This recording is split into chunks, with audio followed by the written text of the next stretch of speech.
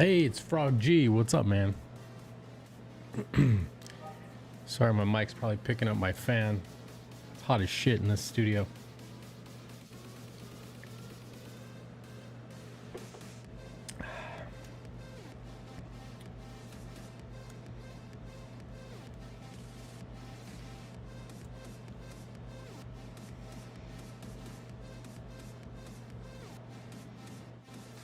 Okay. Move this here. Greetings from work.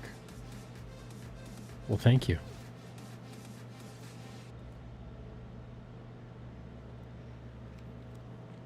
All right. Let's see here. Where are we at? All right, we got to do some hair. That's where we'll start. Start with hair. Soda burbs, man. Oh, sorry.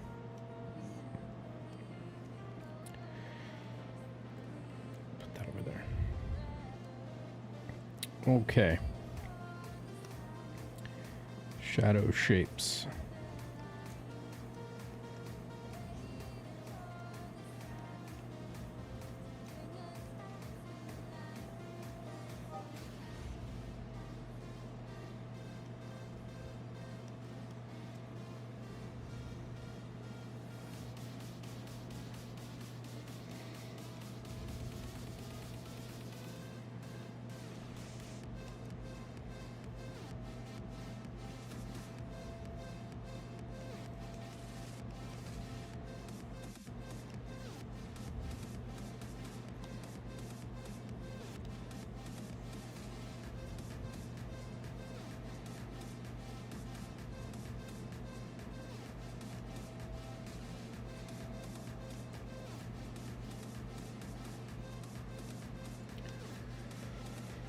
Okay. Looks about right.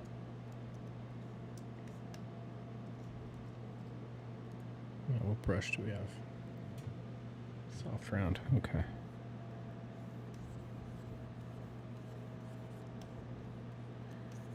Let's brush in some shape.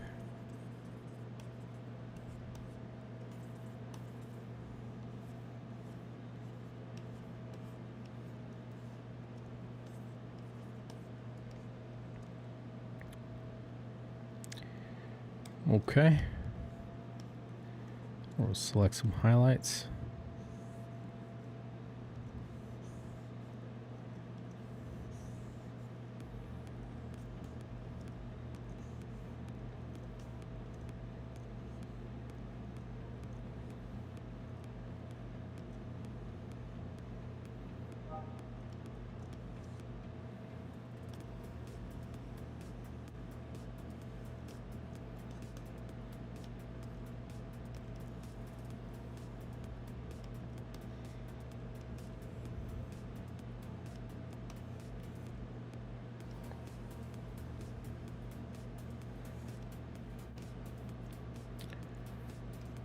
Okay.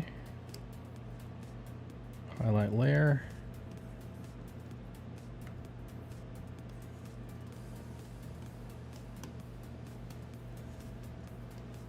Oh, I got a sneeze brewing.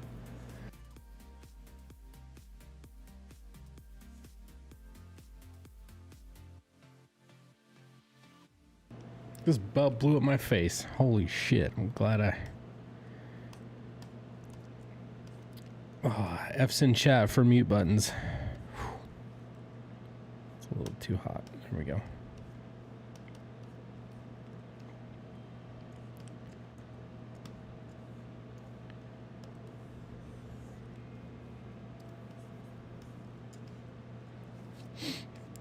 All right. That works.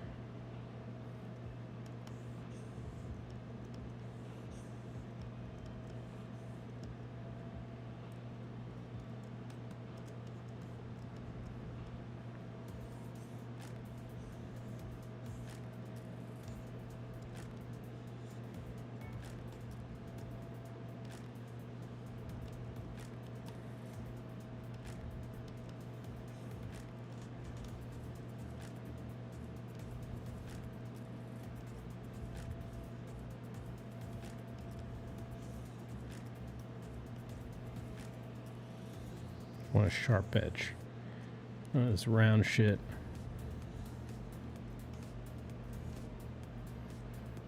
Let's see. Got a shadow shape there. Fuck. That's supposed to be skin. Well, let's fill this real quick and let's get in there.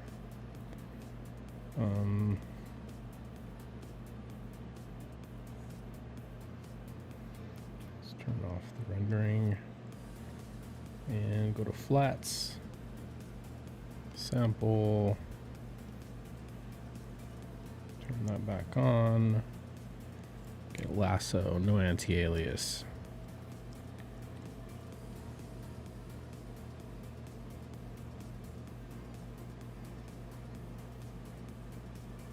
Odie does this little thing with her where he swoops her bangs over. There's this little patch of hair that shows. I don't think Cap quite knows that. So we're going to add this to the mask and subtract that from the hair mask. So now we should have that subtracted and that added. There we go. And that actually kind of works. I don't like that piece right there, but we'll just smooth out the brushing there. The brushing. Oh, it's fucking hot. Let's go down to 20%. There we go. That's how that's supposed to be. All right, we're doing shadows still.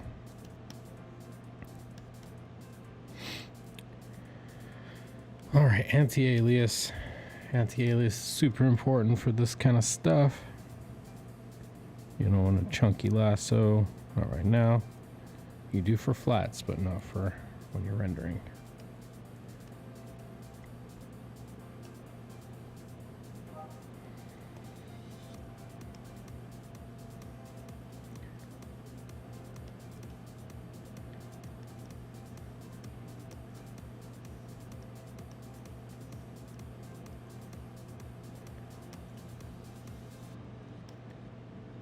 All right.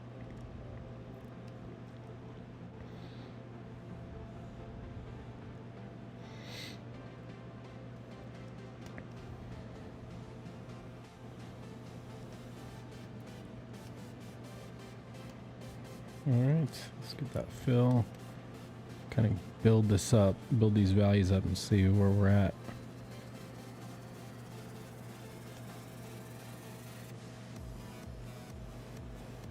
I think I put this whole, let's put this whole thing in shadow. And we'll subtract a highlight out of it.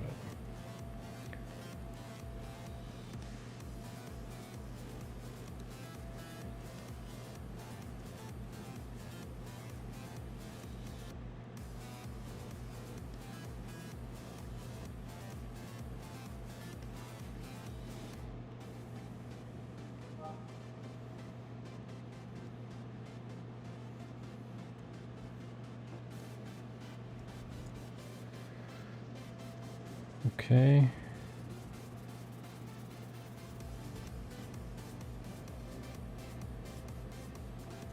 Let's do this.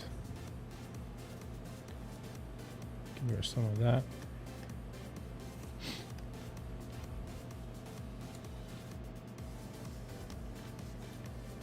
20% is good.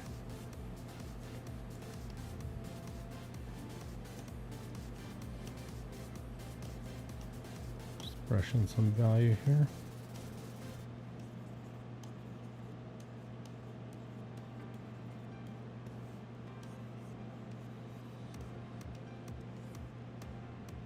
Okay. Now we're gonna slap on some highlights.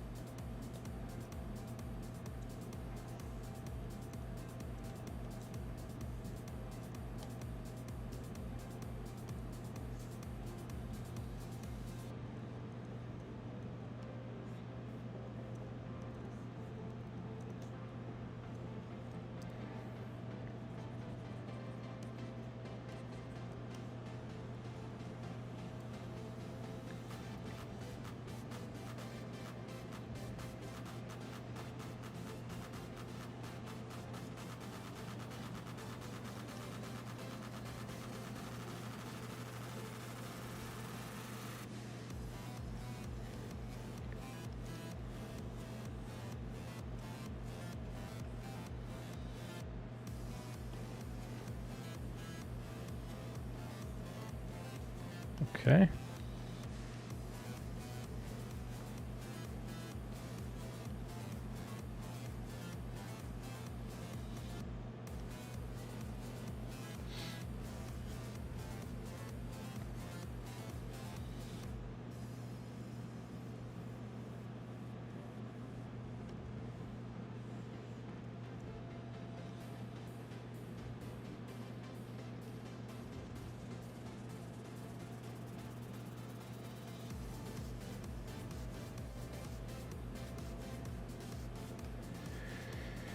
All right. Brush in some highlight.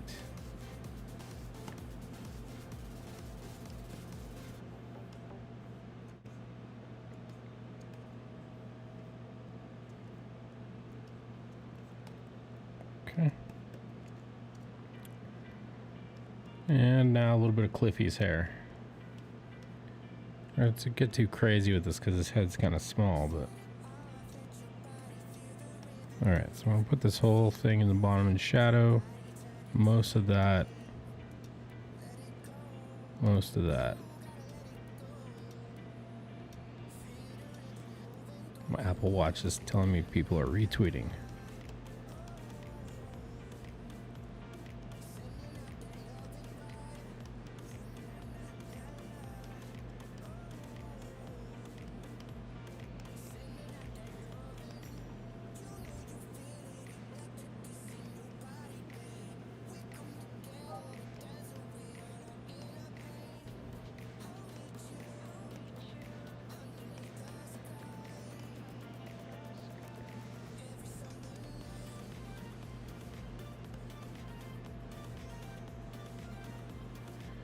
Cliffy, why the fuck you have to have hair like this, brother?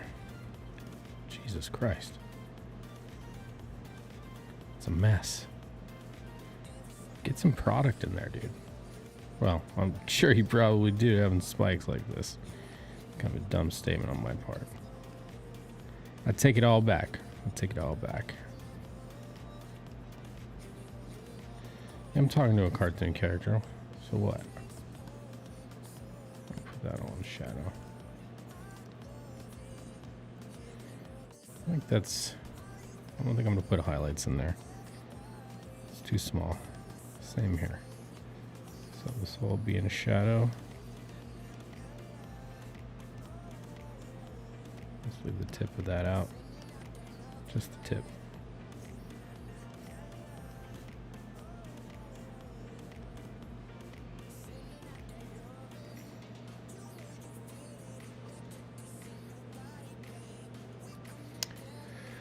Okay.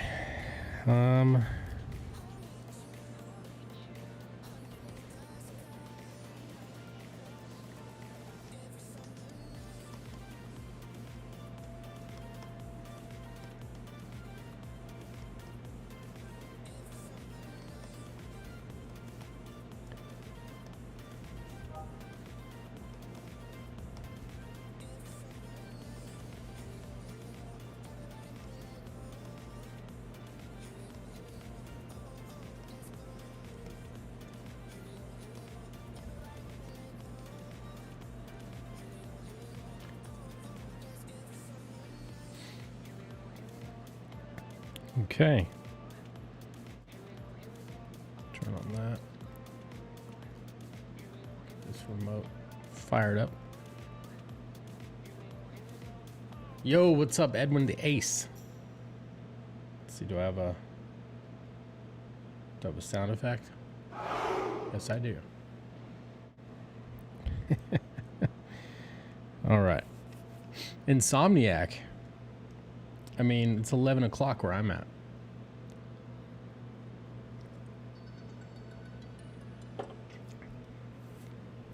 Not exactly insomnia.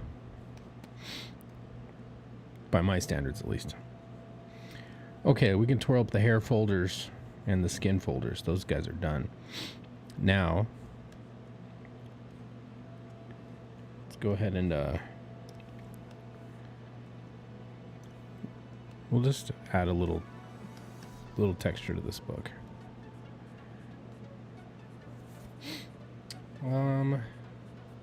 2 a.m. got to work tomorrow. but I'm on YouTube instead. Fair. I guess that is insomnia in your case.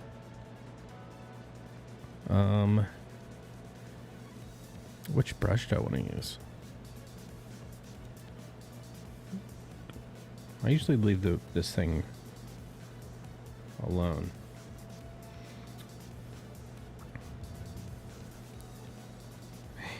He's at work. Let's see. I mean, it's kind of papery book texture.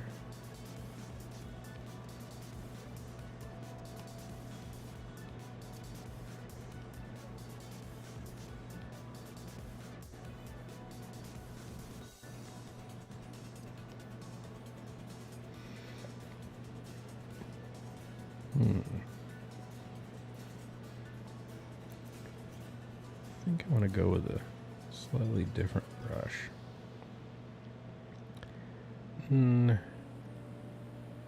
What the fuck is that brush do?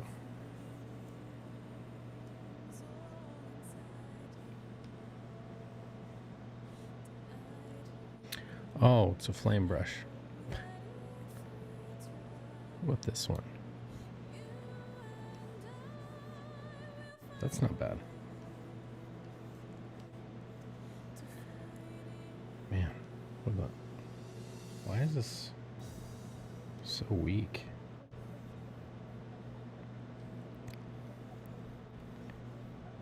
Like it's not really...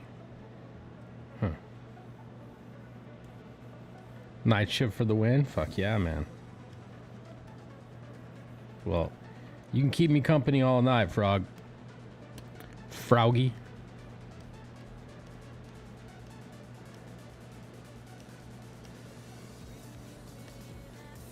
That's fine. All right. Let's see. We're gonna go back to our soft round. Go back to the flats. Okay. Turn off the inks. Get that color sampled. And I don't want to do... Actually, I can. Non-contiguous. Boom, should select all of her shirts. Yep, there we go. What is that set to? Normal? Okay, kind of merge those two. Should be the background. Yeah, it is. Okay. All right. Now, let's see. Where's our light source? Over here. Chin shadow tells me that. All right. Selection like that. One like this.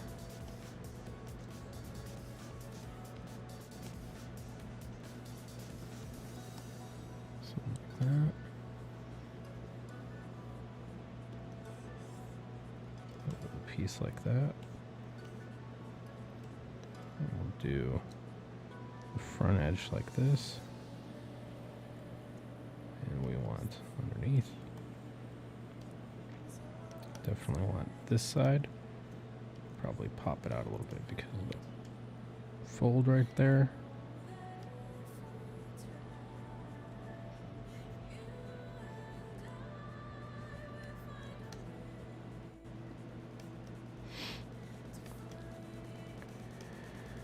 Okay.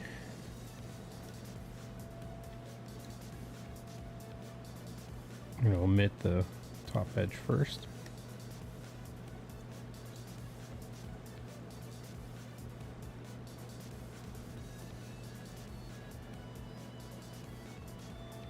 I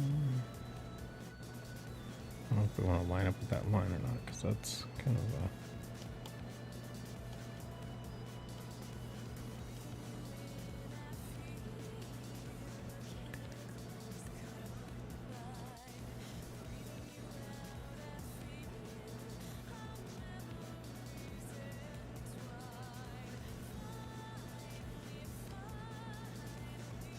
We'll add to that.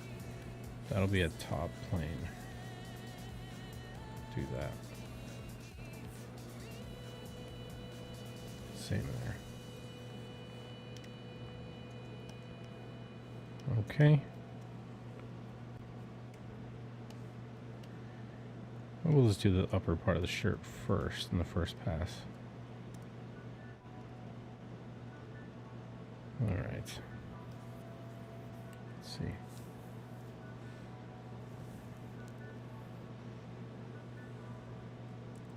Okay. We'll do about 50%. A little darker down there. Darker in the crease. Darker underneath here.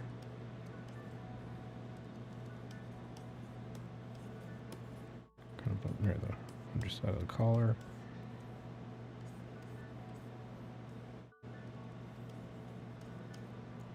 Okay.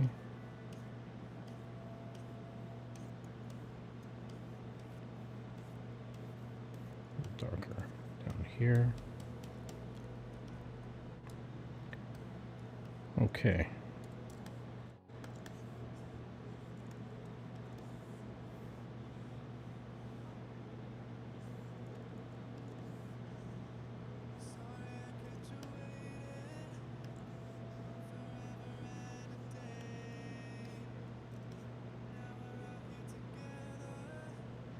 What the fuck is that?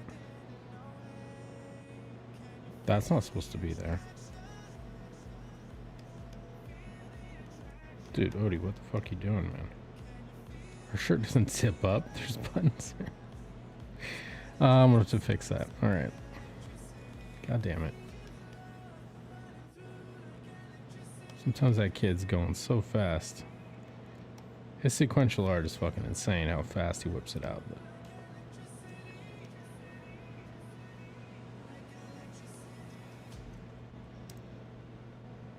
okay. Get a little darker up near here. Fade off. Okay, now we're going to add to the selection. We'll add the rest of that. And then a little bit of this upper. The rest of the bend there, we'll finish that out.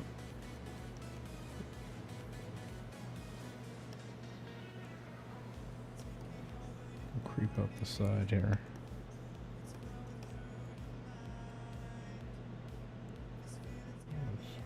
Thinking it's being blocked by that arm right there. It'll have to be really soft.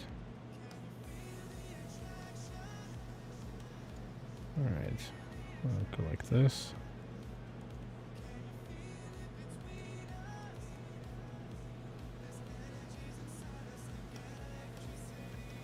I'm going to go ahead and grab all that. Grab the top edge here. Just that part, not this part. Cut underneath here. And I'm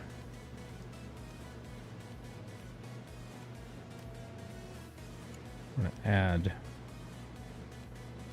that to it.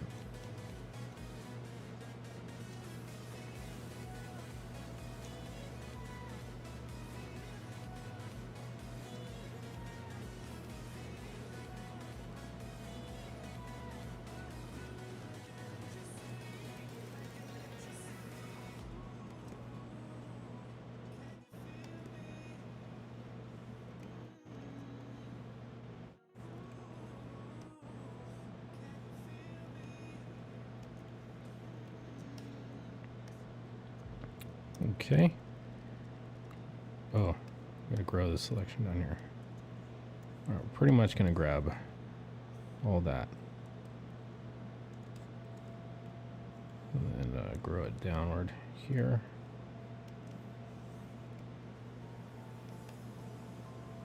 Put an angle like that.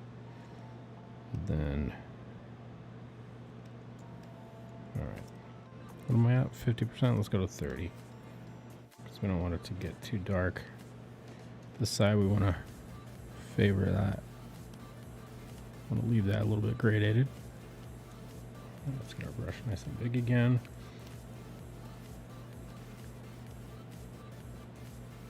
All right, now deselect and then we'll shape.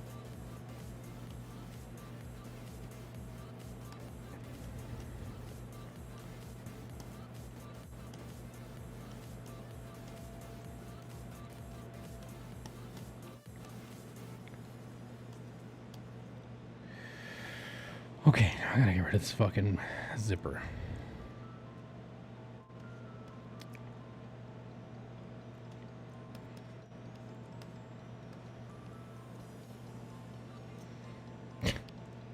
Well, I gotta take a screenshot first.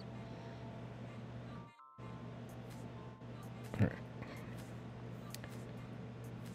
We're here. We could probably just handle this with a rubber stamp.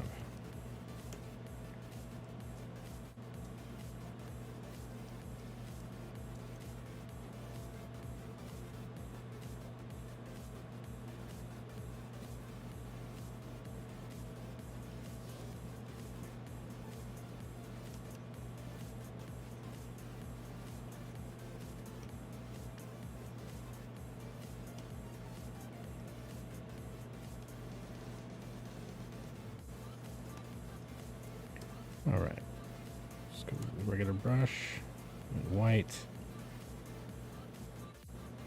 Set to multiply. Gotta go to normal. There we go.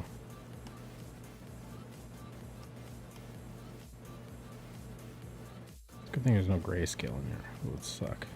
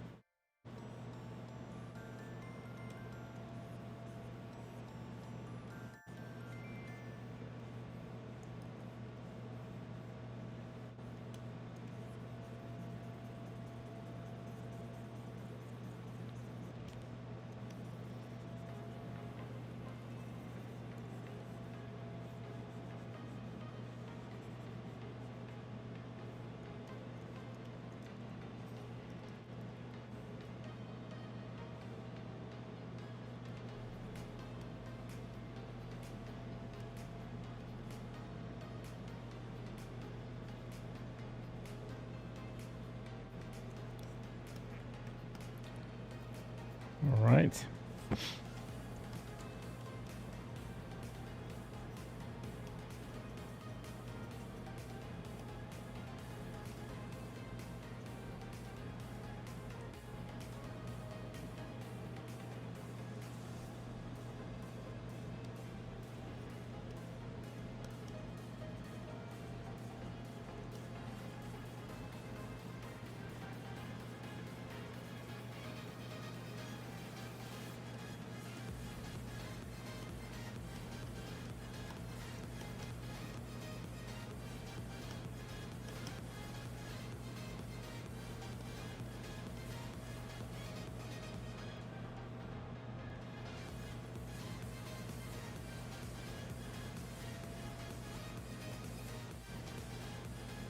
Okay.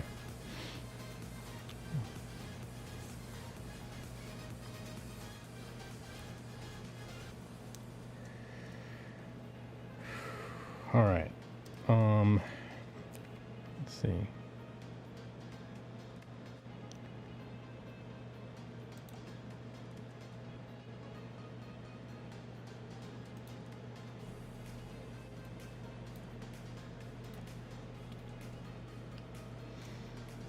All right, we need a linear dodge. Go down to like 10%.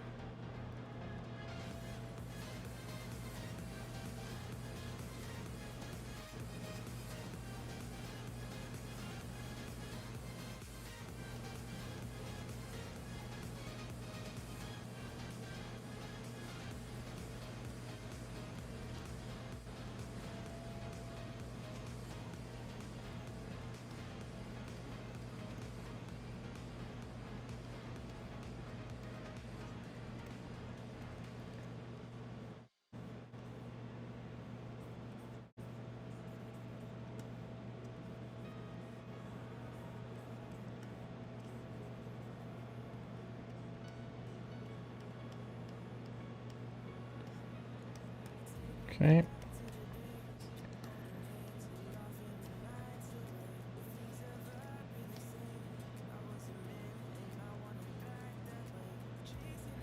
Michael launches Inglewood's Second Chance campaign, and Fatal gets over 60K. Coincidence?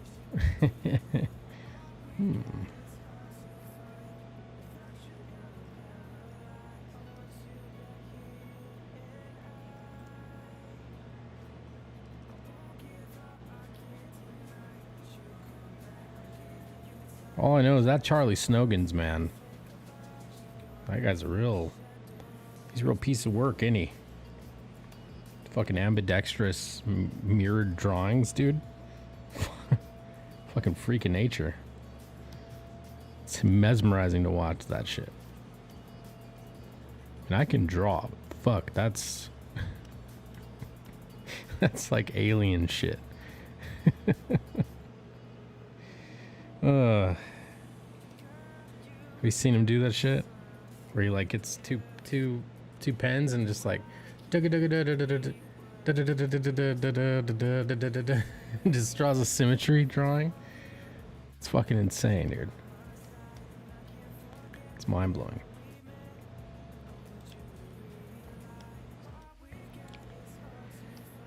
Hey, Felix Haas, what's up, buddy?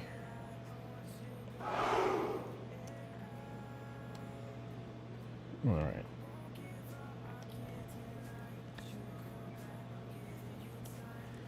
Do that. Do that.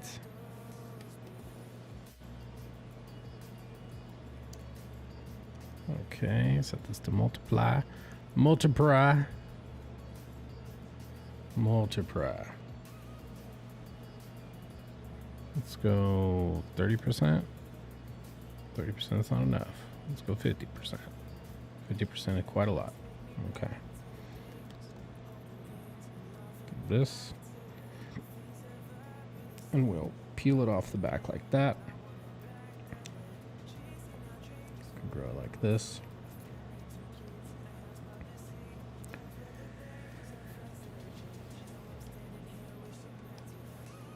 And now just shape it. Okay, now linear dodge. And we'll go 10% here. I just don't like the way it looks with a soft round. I gotta use the oil round.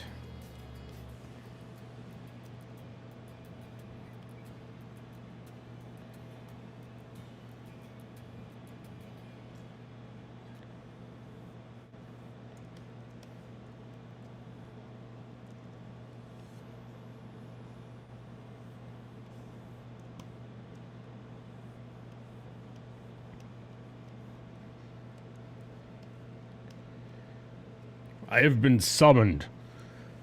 Owaimo Shinderu.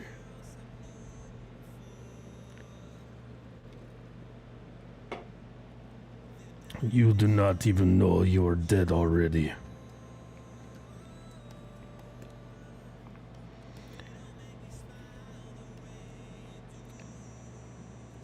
Okay.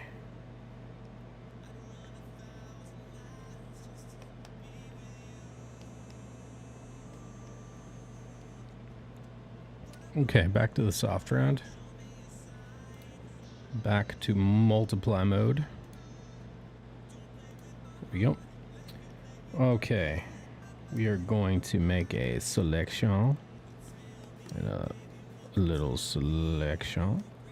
One on the inside of the collar. Like that. One here.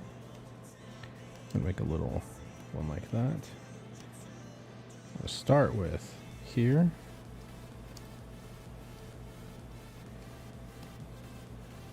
High. Oh, it's 10%. I'm like, why is it not moving? Just hit that real quick. Hit it from the back. What? All right. Do the lower part first. Add this all together. Like that. Let's swoop it out a little bit. Yeah.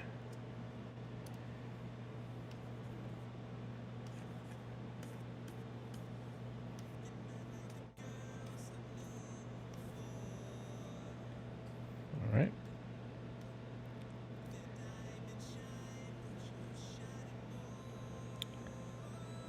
And now linear dodge. Let's go 10% here along the top.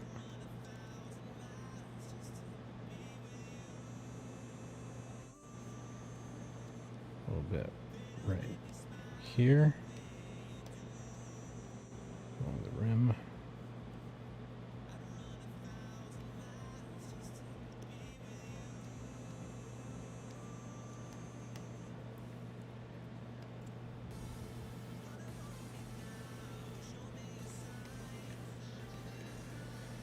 Okay. That's all her shirts. Boom. Let's take a look.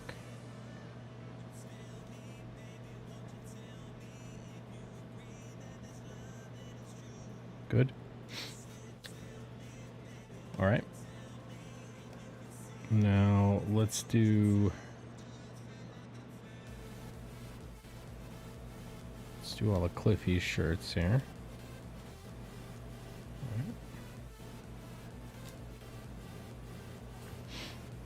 Now we're going to need our soft round again. And turn on the palette. We want that piece. And now.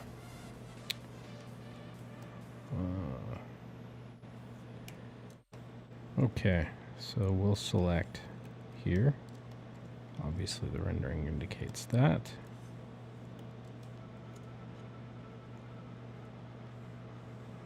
Tiny bit like that.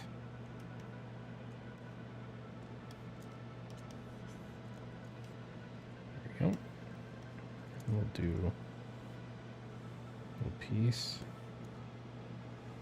I think we're going to come a little further over. I'm going to do this. That. Do like this. And we'll do...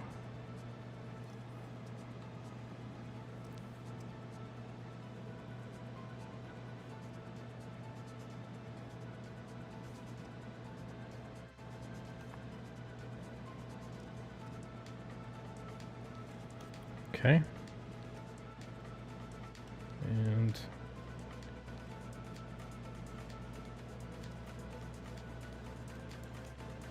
just a little bitty bit there.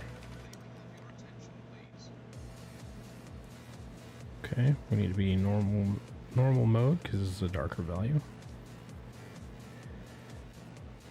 100%.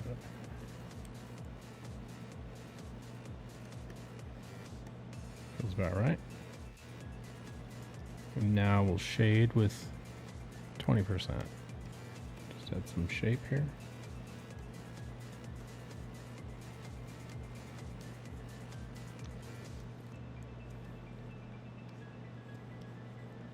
Fine. Same sort of thing. What the fuck? Okay, it's... Yeah, that's fine.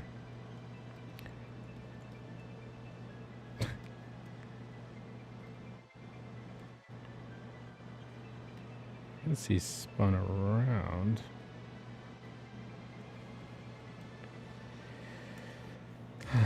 Shadow's literally going the other way.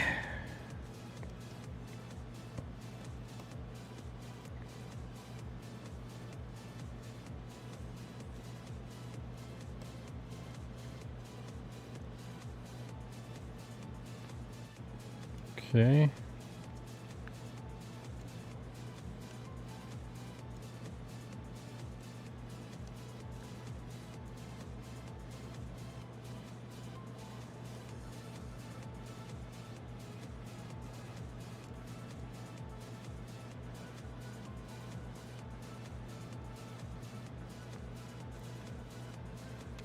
Yes, indeed. Subscribe, like and subscribe. Like and subscribe. Appreciate you. Big help, big help. Trying to get monetized over on YouTube. I'm monetized on Twitch. I'd love to get monetized on YouTube as well. All right, 100%.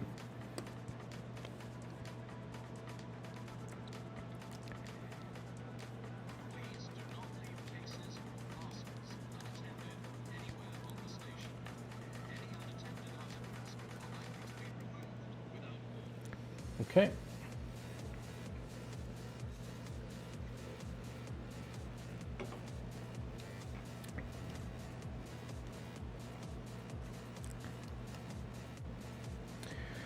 Okay, we're going to do all the eyes real quick. Sample that.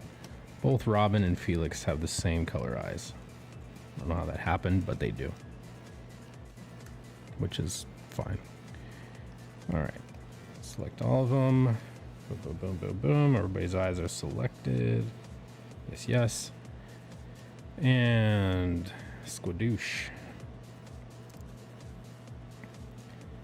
You need to go multiply when you shape them.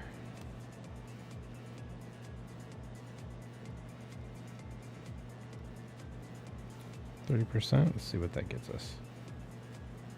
You probably don't want to be somewhere around 50%. I just don't want to be doing it for fucking ever. Okay, we're just adding some shapey shape to the tone.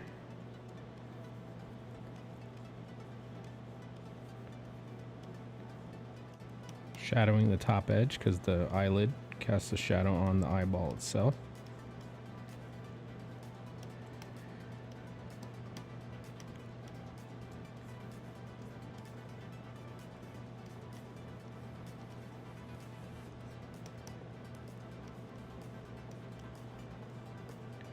Kind of observing the rendering. Yes.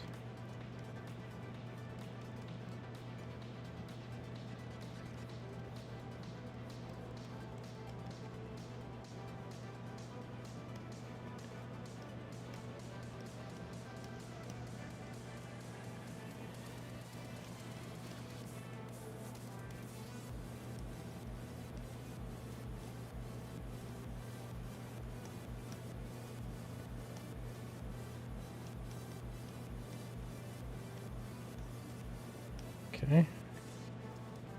Same idea. Idea. Dad jokes are everywhere. Oh, so tasty. Okay. Now, here's where the magic happens. Linear dodge.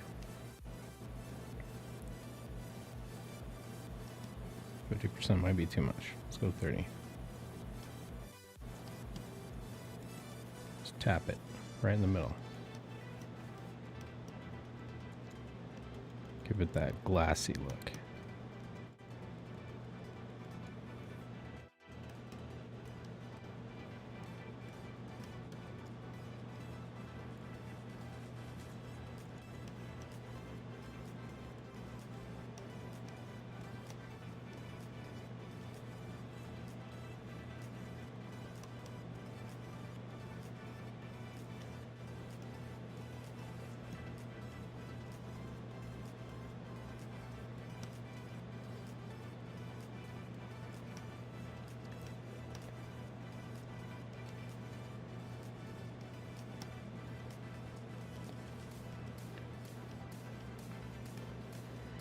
Okay. It does that. Now, let's merge all these together. So we always want to merge our render layers. Just keeps be a little judicious with our layer stack here. Don't want it to get out of control. Even though, I mean, we've got all these those layers all have a purpose though. They're not just willy-nilly. This is that's the background. Okay.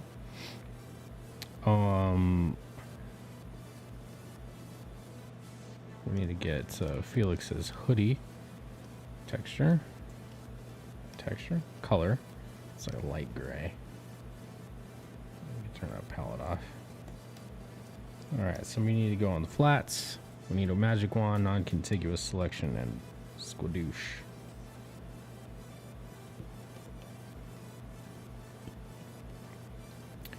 We have his hoodie. All pieces of it.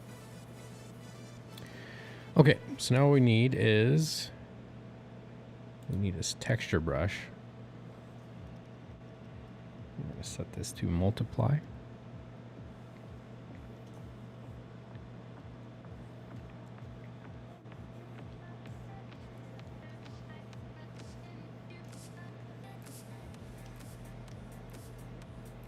We're just going to shape because we know what the form is.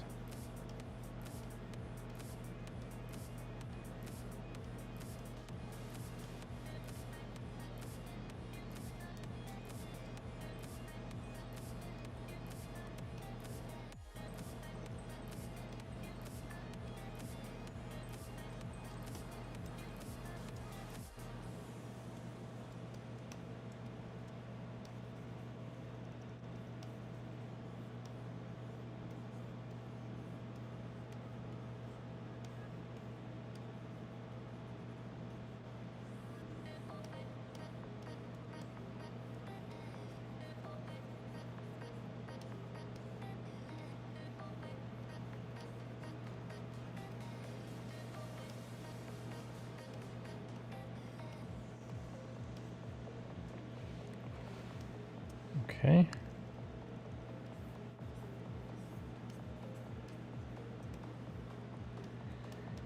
So we want this hoodie to have a woolly feel to it. It's supposed to be warm. It's a warm hoodie. It's always raining in Vaingloria. Okay, so our next step is screen mode. Right there. And we're gonna just bring in some highlights here with the same texture. Go on the front edge there, along the top.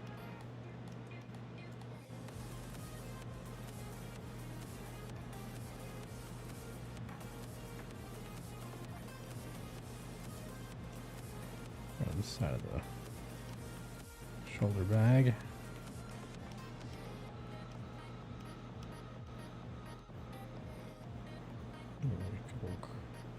Couple creases here and there.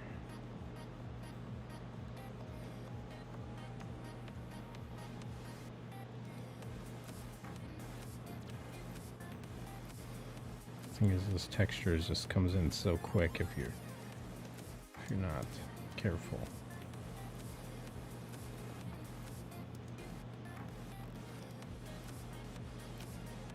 There we go.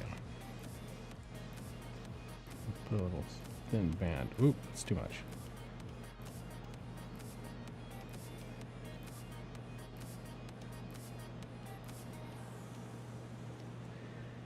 Okay.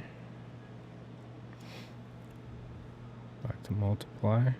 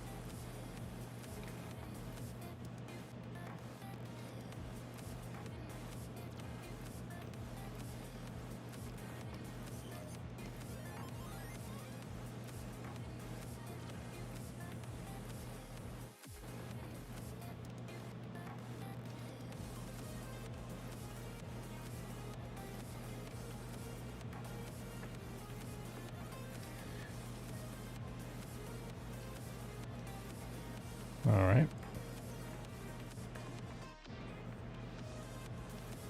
We'll go back in the screen. 20%. Put a little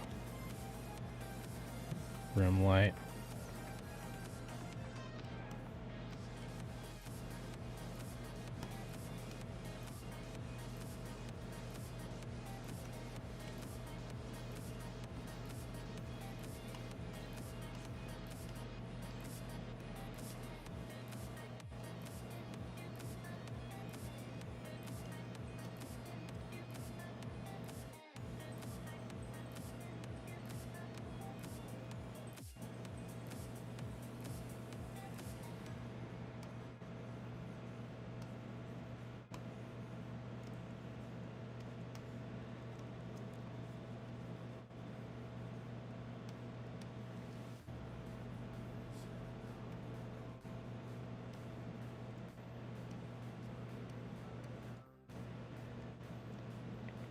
Okay.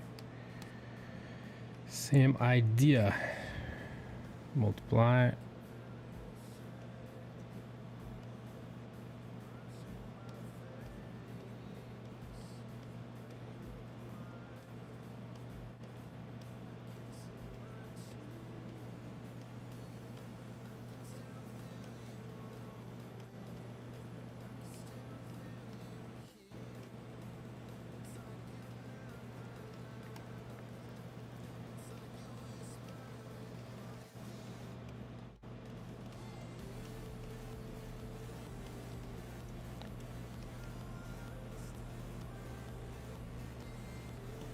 The inner part of the hoodie, so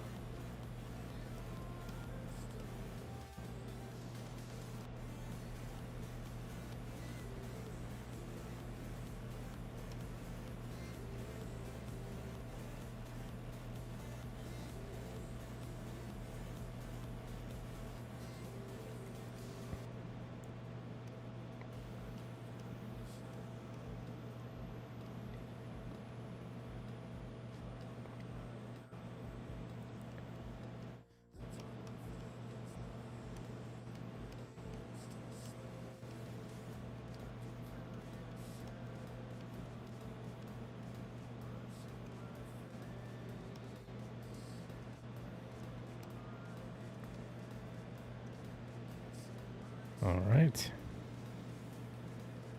And screen mode.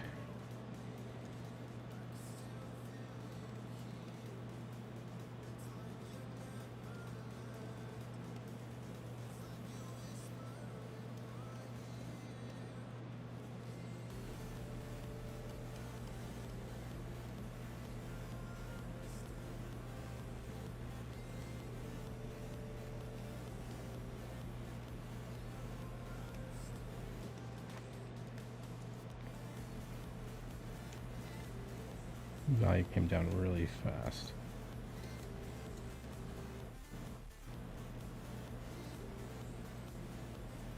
Yo, what's up, Sam?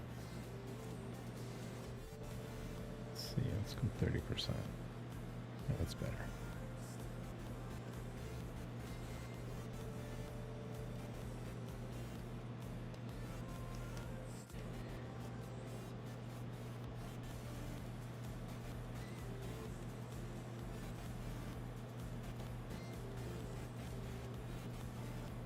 Just finished watching Time Masters.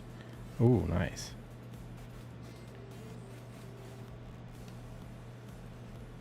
An animated movie. Okay, I think this page is wrapped. All right, so let's see. Hair, face, eyes, shirt, book, all the skin, hair, glasses, face, accessories, shirt, skin, hair, skin, hoodie, eyes, face, hair, hair, eyes, face, skin. Backpack needs to be done. Okay.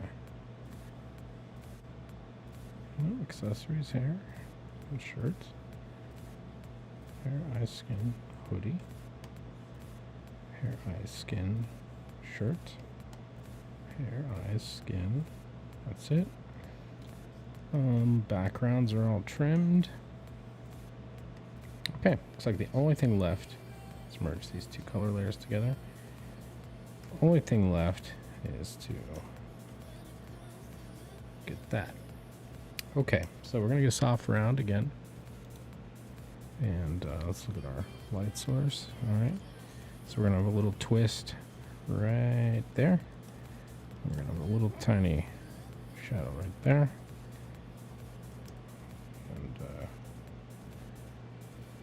Multiply mode. 50% is too much.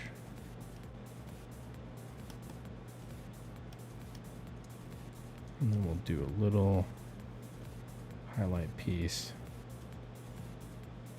We'll go screen mode and we'll go 20%.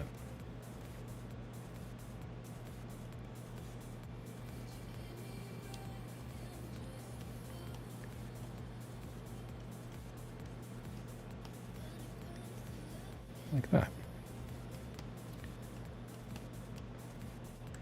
That page is a wrap.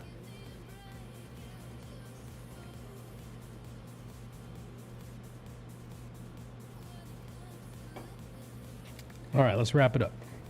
Okay, so image, duplicate.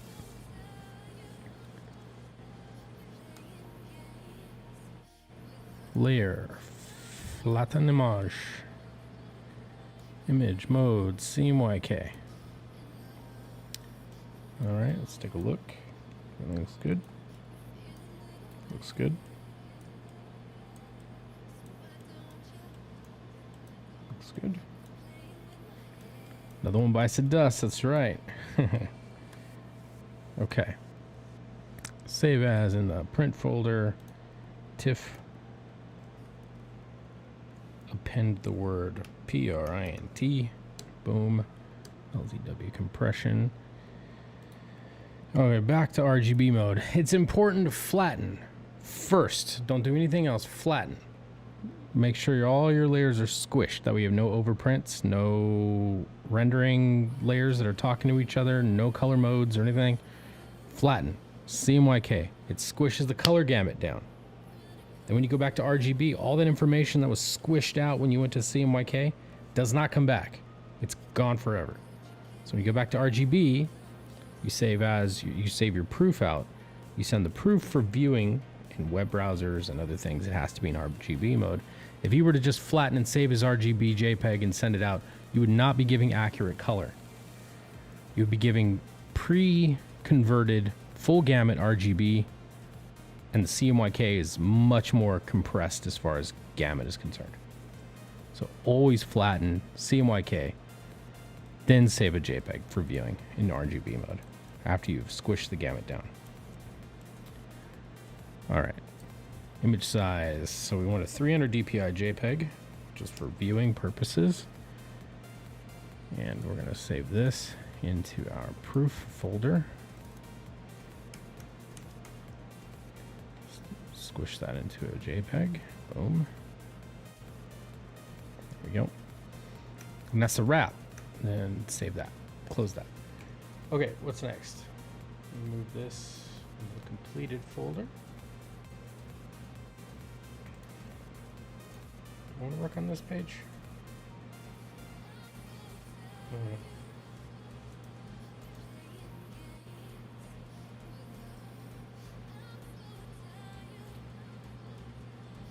Let's do this. Let's finalize this page. This page is much more interesting to look at. Okay, let's see.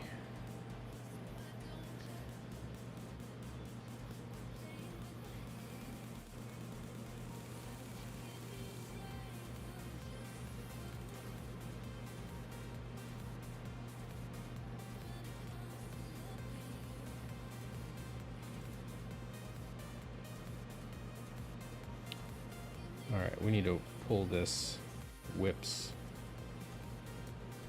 energy. Put that in there. And blacken out its mask.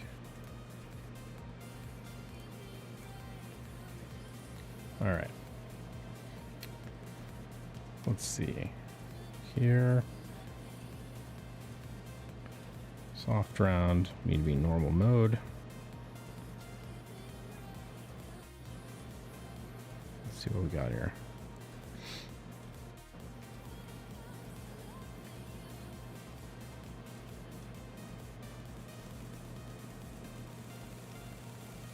Yeah, a little tiny bit on the nose. Tiny bit on the lip.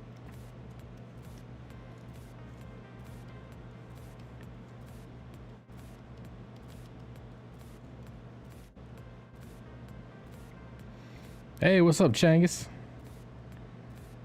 The Changus.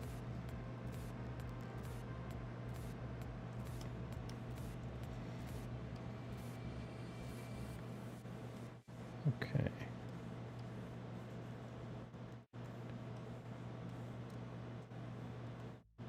All right.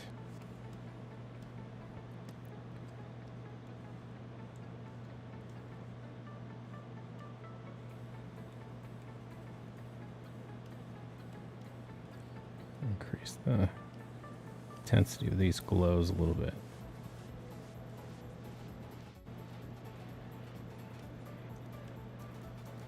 It's too much.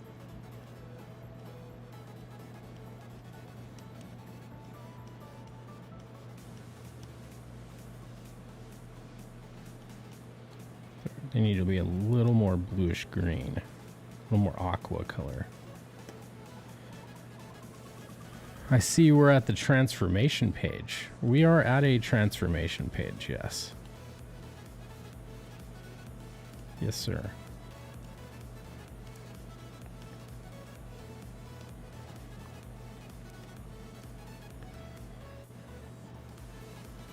Let's make it thicker, then thinner.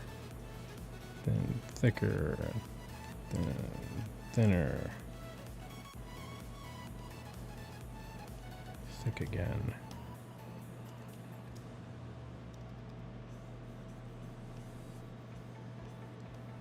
Need this black line to be glowing.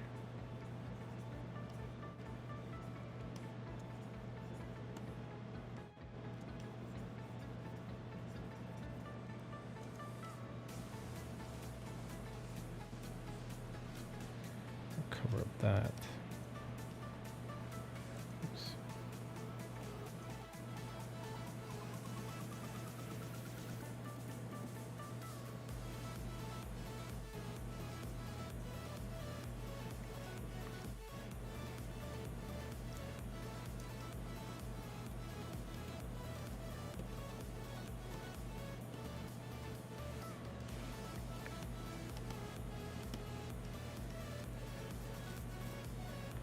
Seems about right.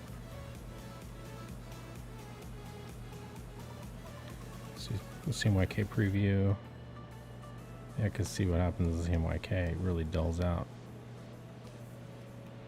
Not too bad. It's definitely not as luminant though. Let's see what happens.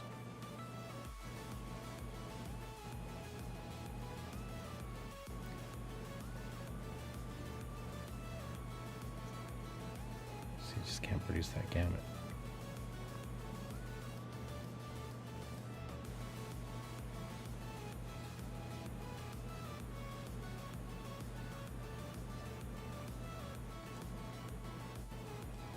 See, that's better.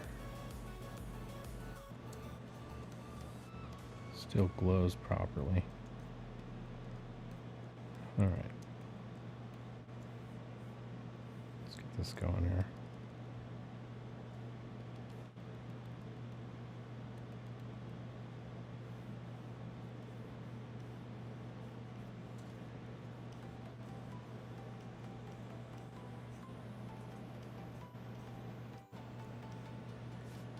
Okay.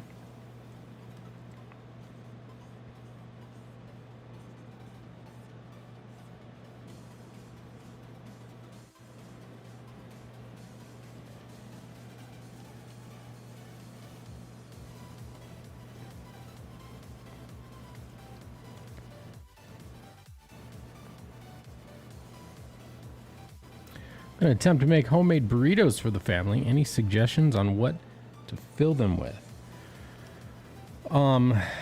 Well, I mean, it depends because burrito ingredients can be very polarizing, you know what I mean?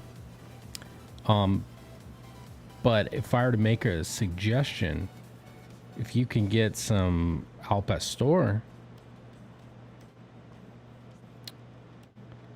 you can never go wrong with carne asada. Carne asada. You can never go wrong with carne asada. But I will say, if you're tired of just plain old beef, go for some al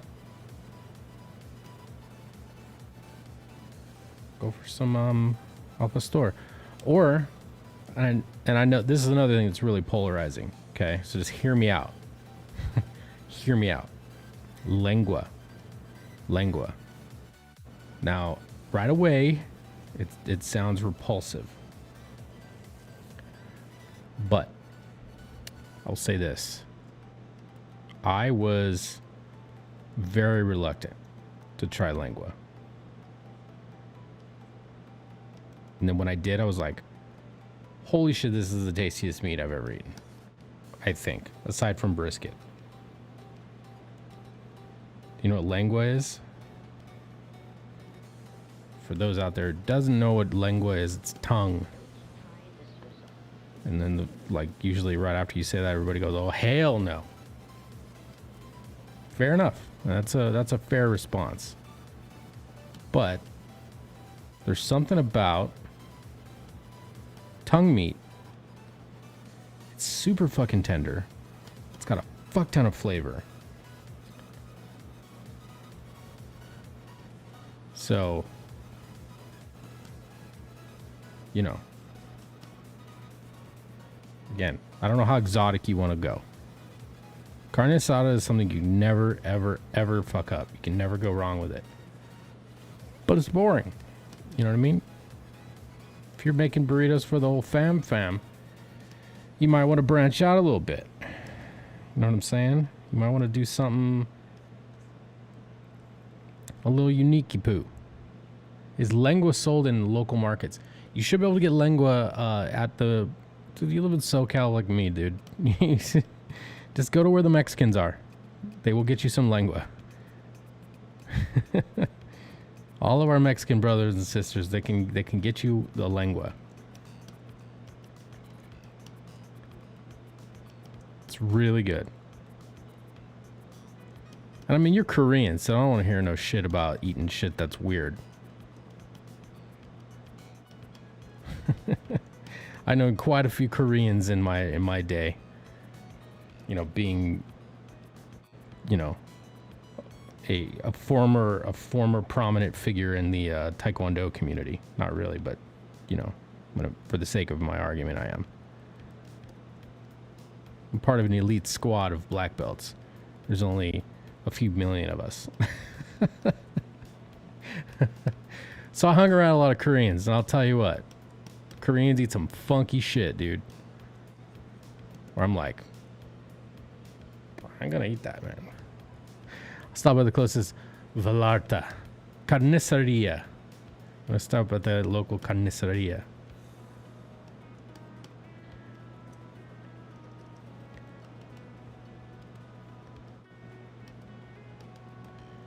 Breakfast burritos are always great. Jimmy Dean's sausage, green peppers, American cheese, scrambled eggs, and salsa. Felix, you speak my language, brother. I'll tell you that. Breakfast burritos are the shit. They're great.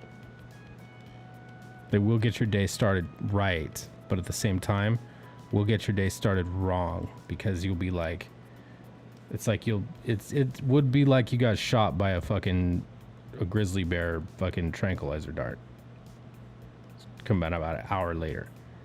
You're just like, oh fuck. So much bacon in there, I got the meat sweats. You know what I'm saying? Those of you who know what the meat sweats are, you will attest to the fact that the meat sweats will fucking tire you out.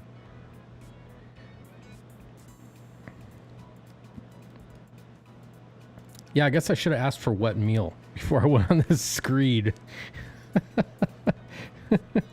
Should have been like, yeah, so what meal are you going to be cooking these for? Breakfast. Oh, okay. Okay. Yeah. Hey, bacon, eggs, you know, standard fare. Maybe, oh, Chengis, do you want me to give you BLT bacon? A little bit more bacon, topped with bacon. Yeah, word. Do you want me to give you an amazing salsa recipe?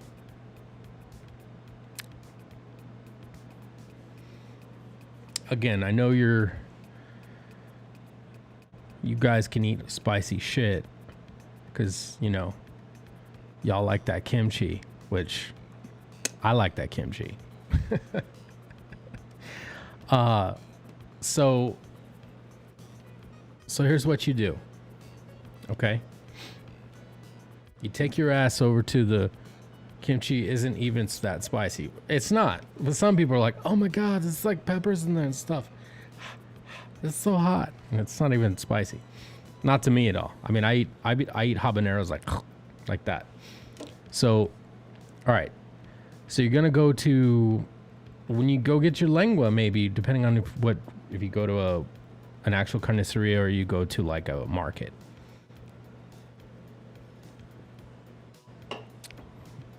Here's what you do. You go and you get some tomatillos. If you don't know what a tomatillo is, it looks like a green tomato with a leafy membrane over it. Okay? They literally look just like tomatoes, but they're a little slimy and sticky. It's just because they have like a membrane and it's like sticky. You get, depending on how many people it is, let's just say eight tomatillos that are about the size of about that big, you know, ish. Eight or so of those. I'd say 2-ish to 3 large avocados. Okay. You're going to get 2 serranos and 2 jalapenos.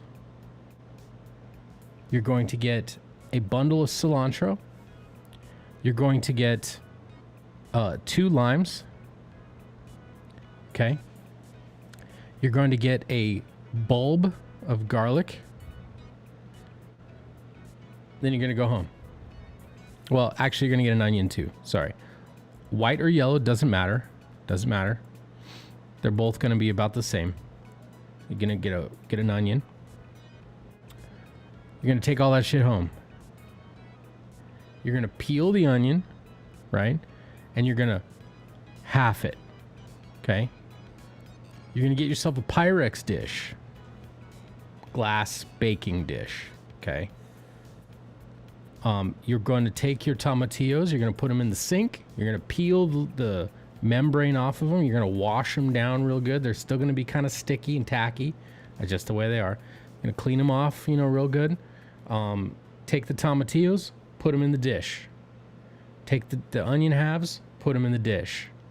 You're going to break open your cloves of garlic. You're going to peel off all the fucking paper until you get the clove itself. Put 3 or 4 cloves, good-sized cloves, in the dish. You're going to take your serranos and jalapenos. You're going to cut the caps off of them. You're going to wash them, cut the caps off them, put them in the dish.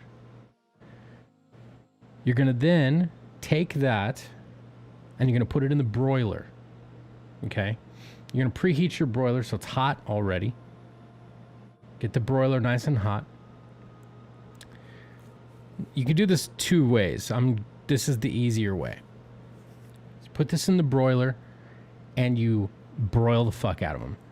Blacken all the skin to where it's physically charred. Okay? Feel free to get some tongs, flip them in the bowl, but keep it closed. Open for a brief amount of time. Turn your shit so that all sides of the tomatillos and the peppers get blackened from the flames of the broiler. Once all that gets nice and broken down and blackened, you're going to take all that out. You're going to set it aside and let it cool off a little bit. You're going to cut your avocados, twist them apart, get rid of the seed, slice, scoop it out. You're going to take those chunks. You're going to put them in a bowl. You're going to get all your avocados out, put them in a bowl. You're going to cut open the limes. You're going to take 1 lime, squeeze it all over your avocados.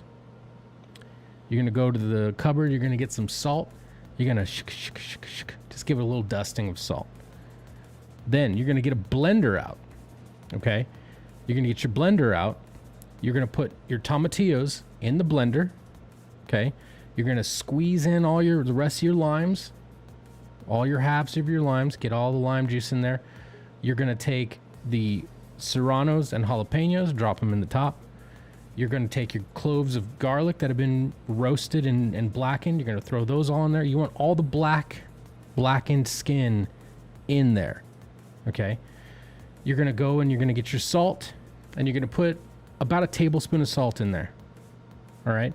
You can add a tiny bit of apple cider vinegar in there as well. if you wanted to tang it up and raise the acidity a little bit. Then you're going to take your cilantro. Did I tell you to get a bundle of cilantro? I think I did. You're going to take cilantro, you're going to rinse it off. Okay? Shake all the excess water off. And cilantro usually comes where it's stems and leaves at the top with a little foil twisty on it. Right at the foil twisty, you're just going to twist and tear all the leaves off and throw the whole bundle in the blender. You're going to close that shit up and you're going to pulse. Boom, boom, boom, boom. Don't turn it on and blend. You're just going to chop. You're going to chop up the tomatillos. You're going to coarsely chop everything until it becomes a chunky, like green slurry of broken leaves and chopped up tomatillos. You can't mess that up.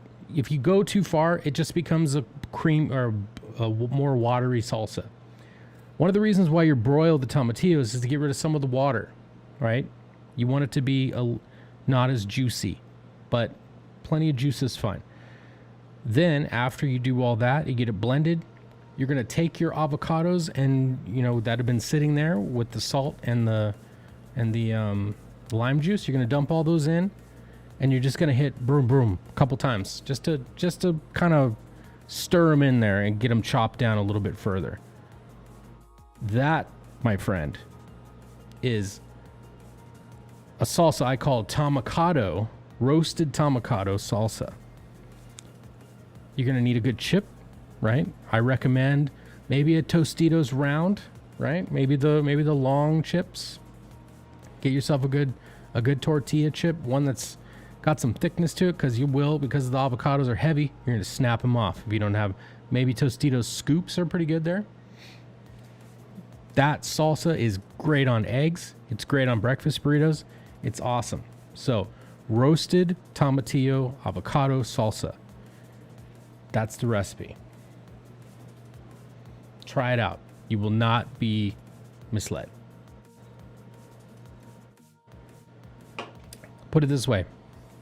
When I make that salsa and I bring it to work, I get mobbed. I can't get people out of my office. I have a bowl of it sitting there. I cannot fucking get people out there. Wait, can you repeat that? I just got here.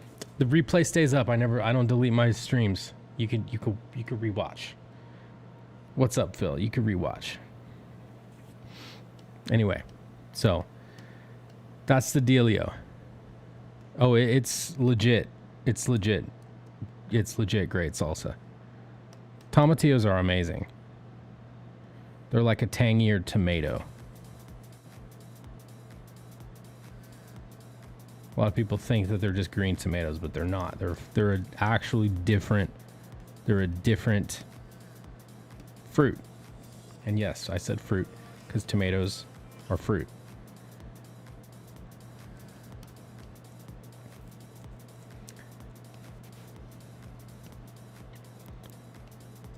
All right. Changus left to the store to get all those ingredients.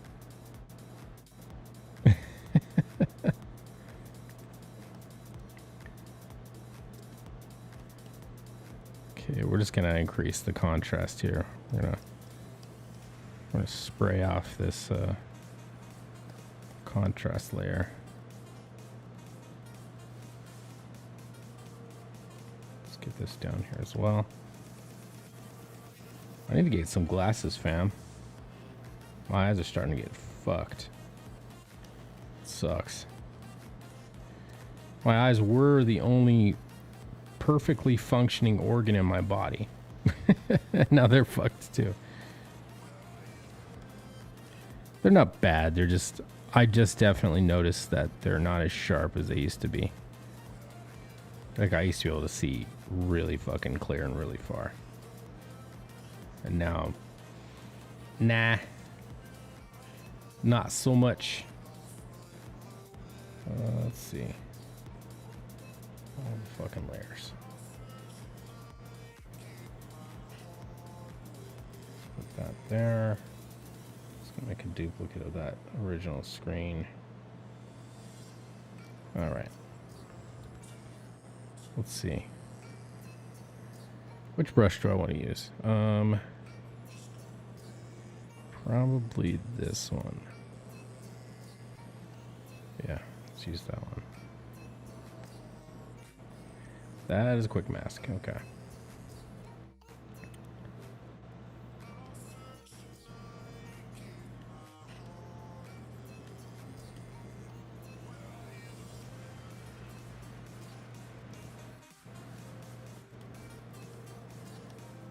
I just want texture.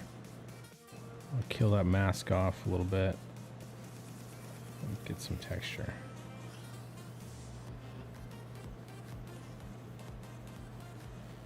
So we're at 70%.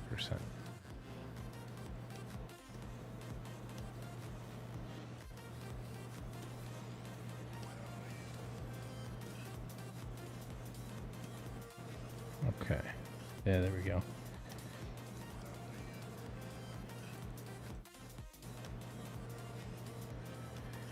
All right.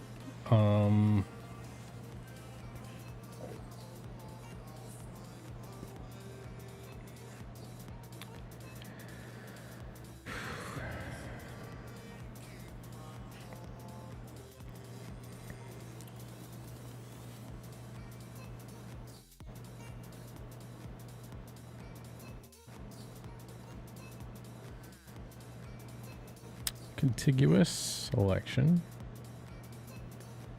Yep.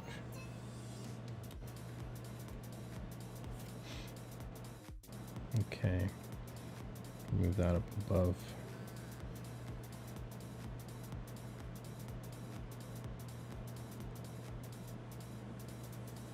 What do I put there? What is that? Okay.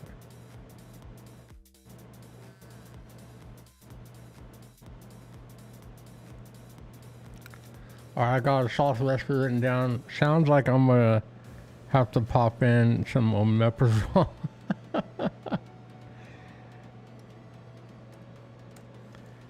Not if you listen to me and start eating sauerkraut after you eat meats and spicy shit. Believe me on that.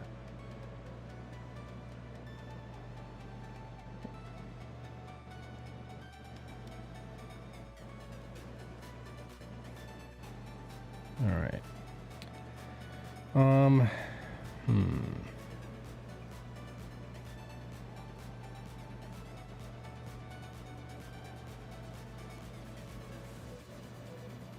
Okay, that's hyper contrasting, that's why. All right. If I put it behind here and I shift the color.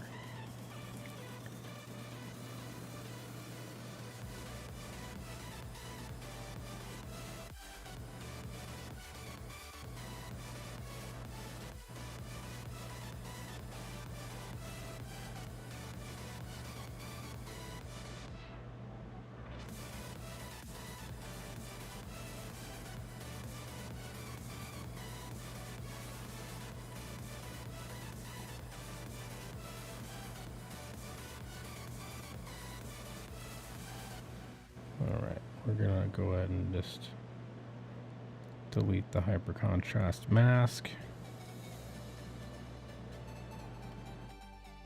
And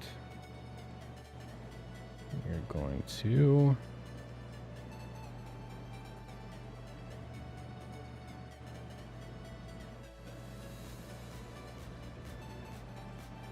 experimenting with the color here. What the fuck?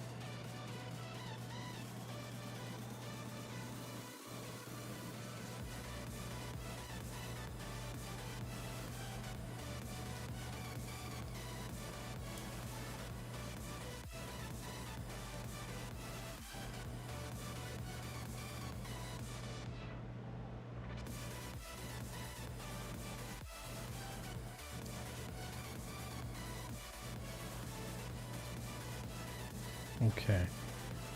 Need a normal brush here.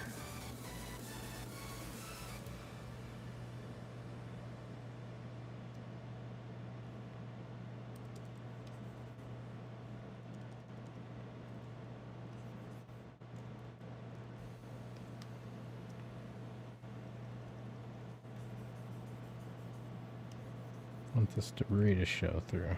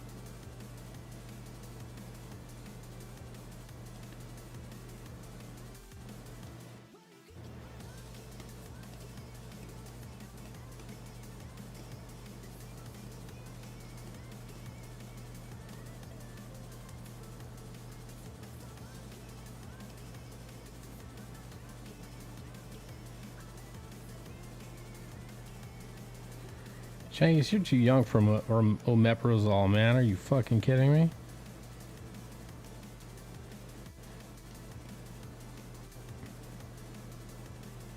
It's like Prilosec OTC.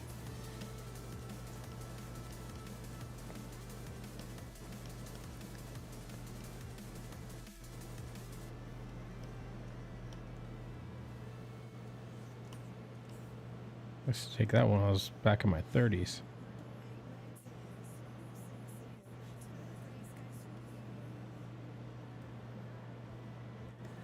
I had a caffeine addiction back in high school. Fucked up my system. Oh, okay. Well, guess I know where I fucked my system up then. So I am severely addicted to caffeine. All right, so this back to linear dodge. It's kind of cool.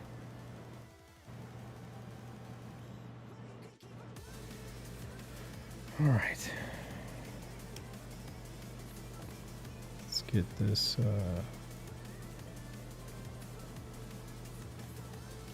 and set this to linear dodge.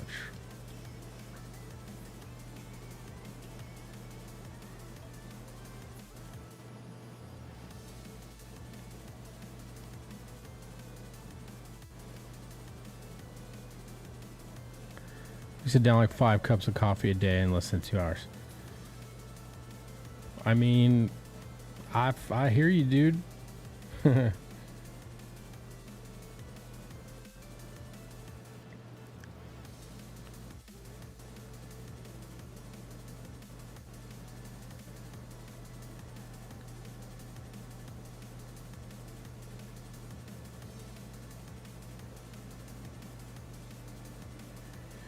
I'm not a fan of that.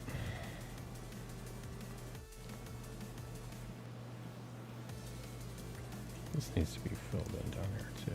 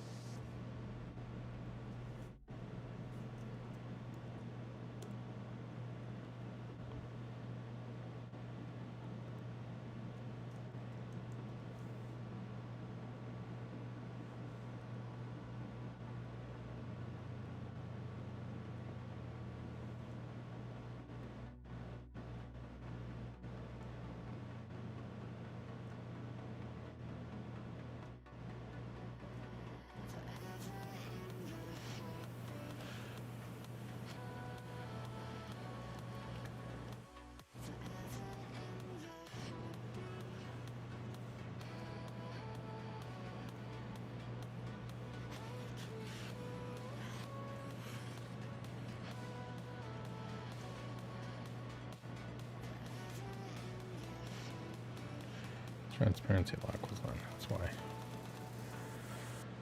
Okay. Let's see.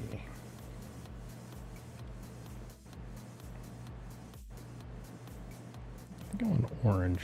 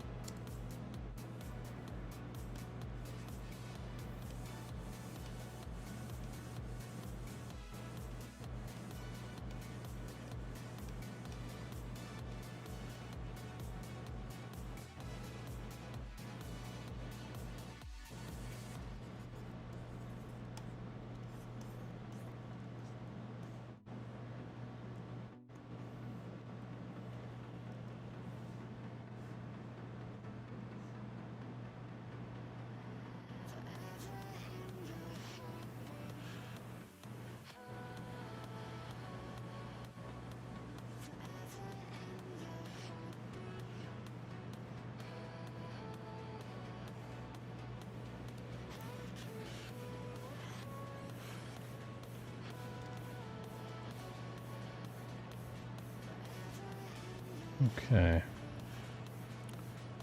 Let's see, do I like that?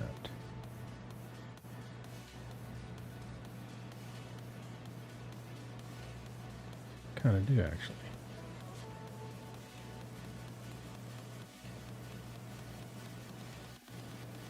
Oh, okay.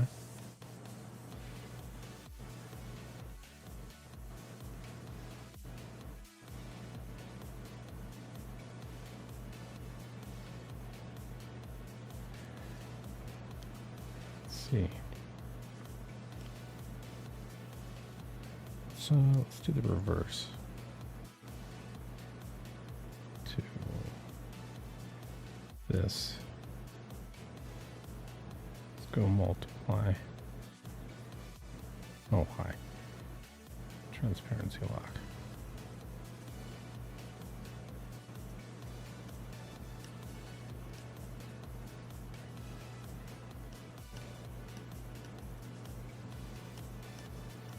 Make it uber messy, just fucking. It's like chaotic and shit. Yeah.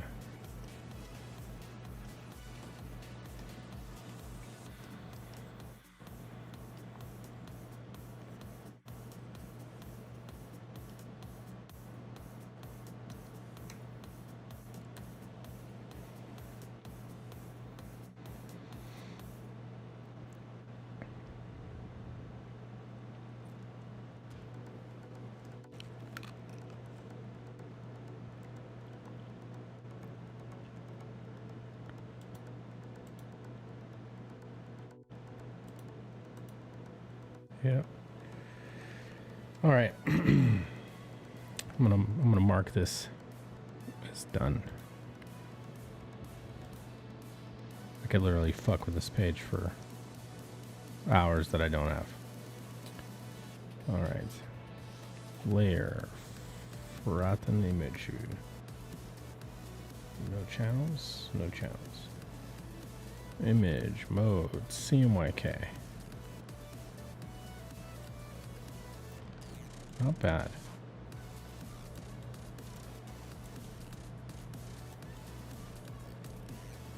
Thanks, bud.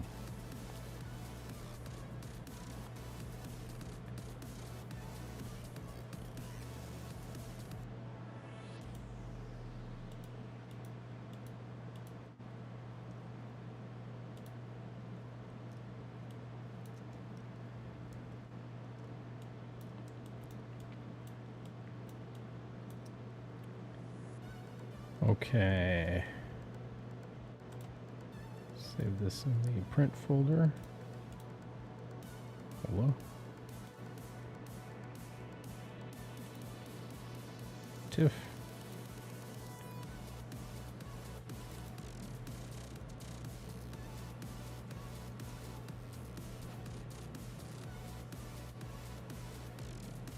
Image mode. Back to RGB.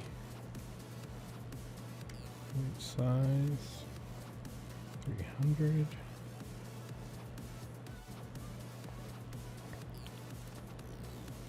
Proof.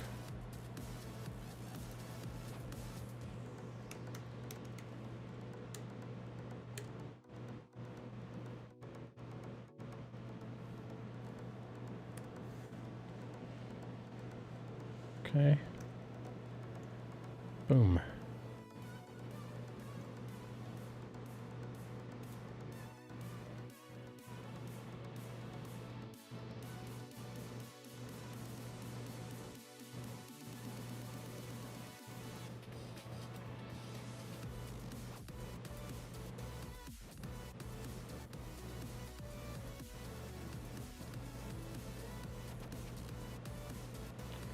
We'll work on this page. Yeah.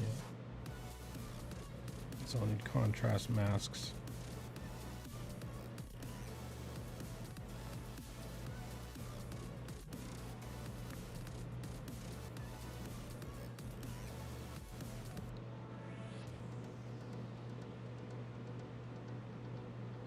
A lot of trimming left on that one. Much less on this one. Okay, let's see.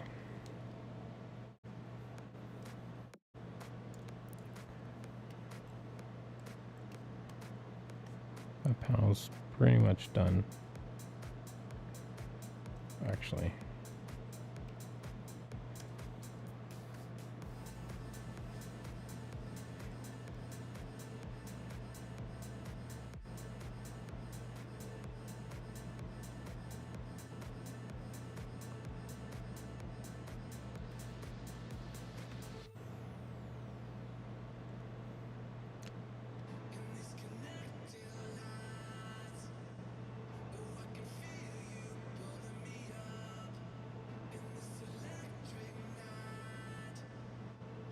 There he is. Yeah, the Uber Chad.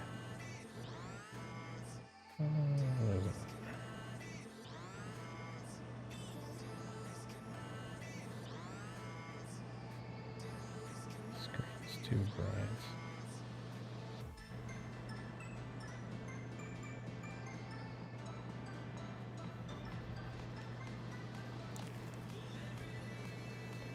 Some kind of.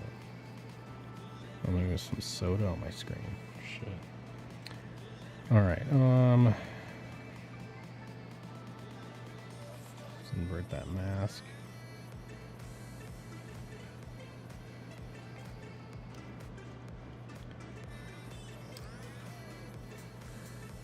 And soft round brush.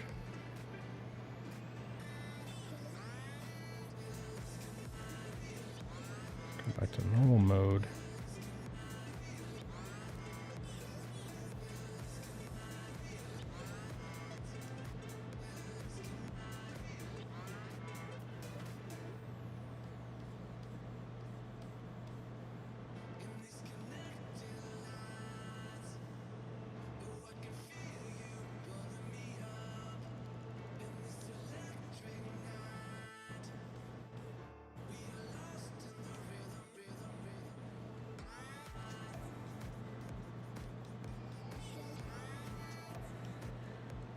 All right.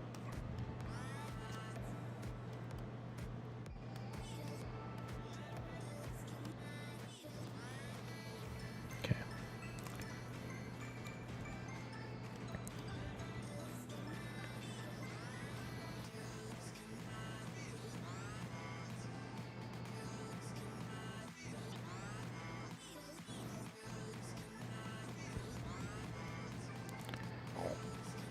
So Changus was, did I see Drexel was on tonight with Nick? I saw, as I was thumbing through YouTube, I thought I saw Drexel on there.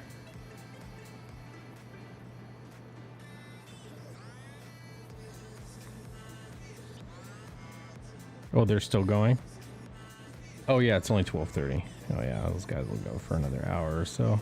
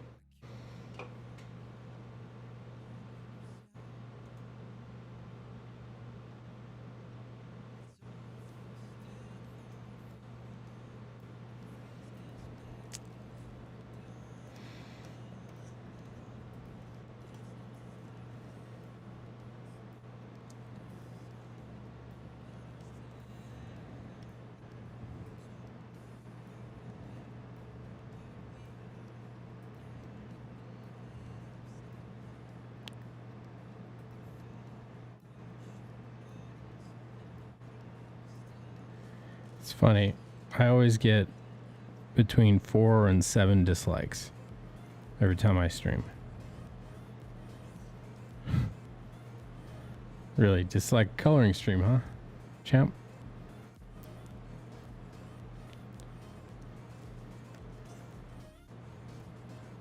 No, I disagree with the way you're coloring. I don't like Xenotype. So go fuck yourself. Oh, okay. Alright, fair enough. You do you, fam. Whatever makes you feel powerful. You can hate on me all you want. Still engagement. That's right. Downvote the ever-living shit out of my video. I don't give a fuck.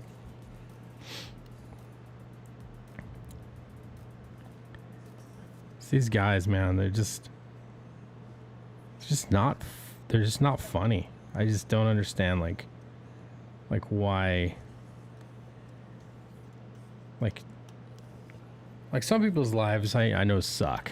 I know some people's lives really suck. And like, you know, making other people around you miserable is a coping mechanism for how bad your life sucks. And then you get a bunch of people around you that's lives equally suck that draw pleasure in making fun of and you know, trying to extract rage from other people. And then you get the approval of your friends. Like, yeah, I made them so mad. They're so mad. Dopamine. Oh, I love the way dopamine feels in my brain when I get the approval of my friends. Because I was shitty to somebody I never met on the internet.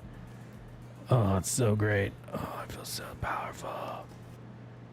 Meanwhile, you wouldn't treat me that way in real life. You wouldn't you wouldn't do that. So I would take no shit in real life out in the world.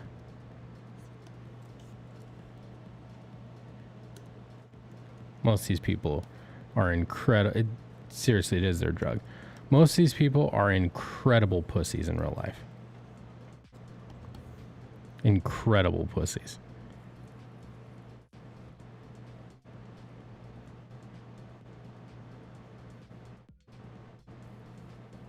It's either one of two things. They're either in absolute, like, dregs of the low fucking just vaginas, or they're just straight up bullies. And they feel powerful by extracting rage from other people. Again, it doesn't make me mad. I pity them. And I shouldn't, but I do. I feel bad for them. I feel sorry for them. Because I don't like when people suffer. And, you know, people who have to troll other people on the internet for fucking enjoyment, deep down they're suffering hard from something. Well-balanced, normal people don't fucking do that. You have to be fractured in your dome to want to make fun of people you never met before incessantly, to the point where, you know, like, it doesn't make sense anymore. It's how often and stupid it gets with certain people.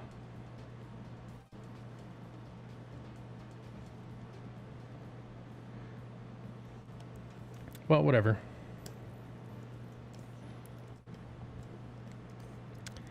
They want to live in your skull rent-free.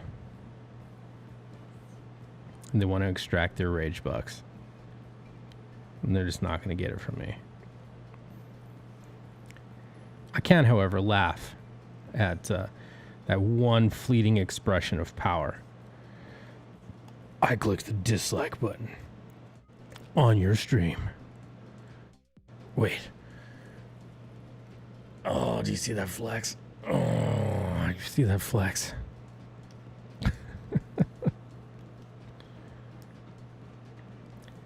It's one of the reasons why they don't come into my chat.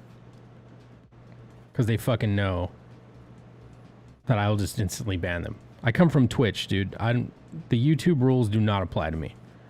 I am not an observer of the YouTube rules. You fuck around, you act like an asshole, I don't give you a chance. I'll just outright ban you. I don't need you here. If you're gonna be a shithead, you know.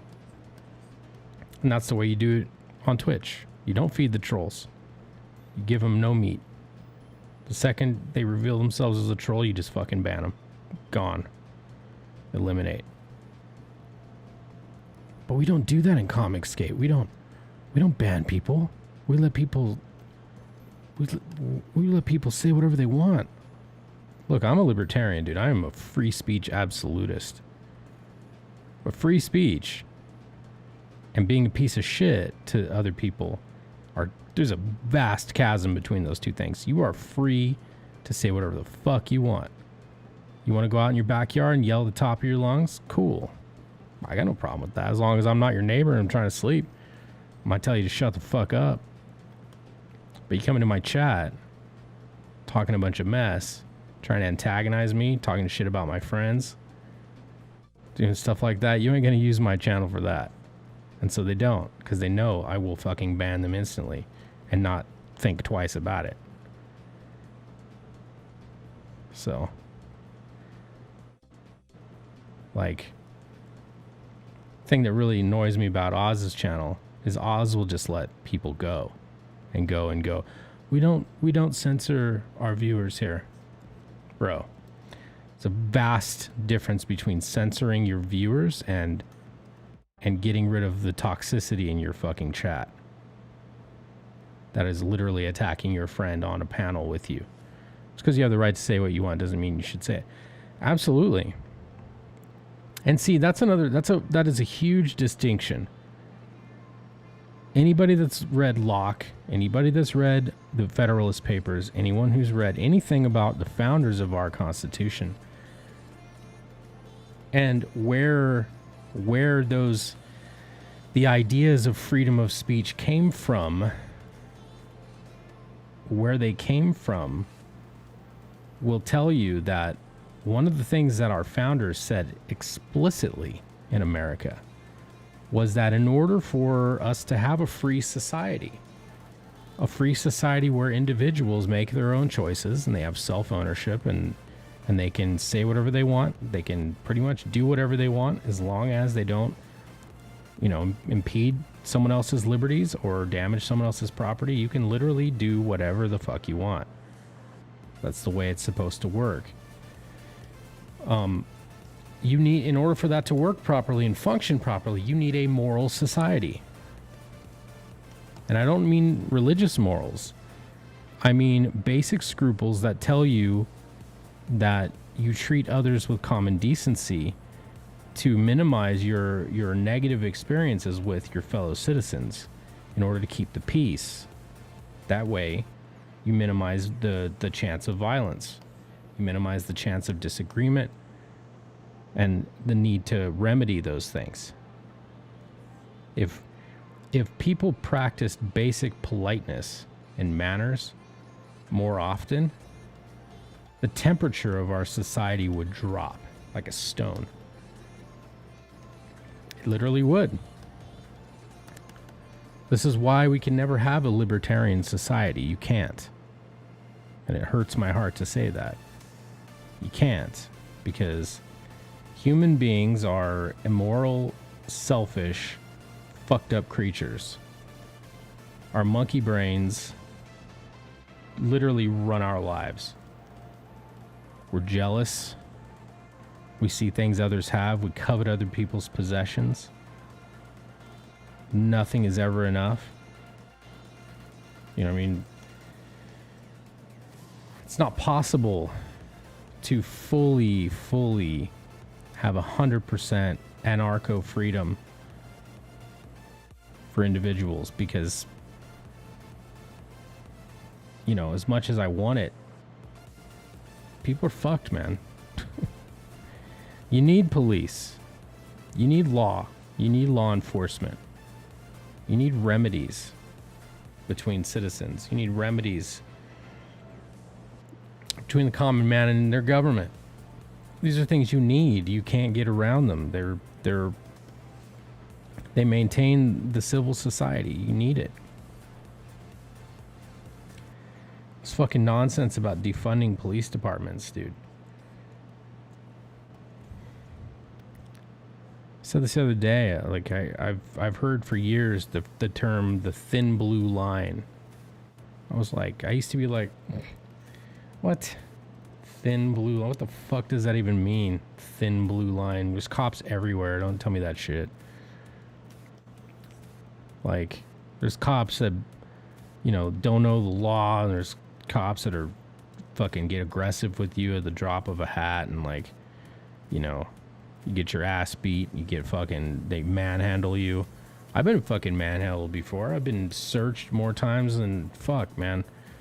Because I used to dress like a fucking idiot. I would dress the super baggy clothes. My hat would be always backwards or sideways backwards.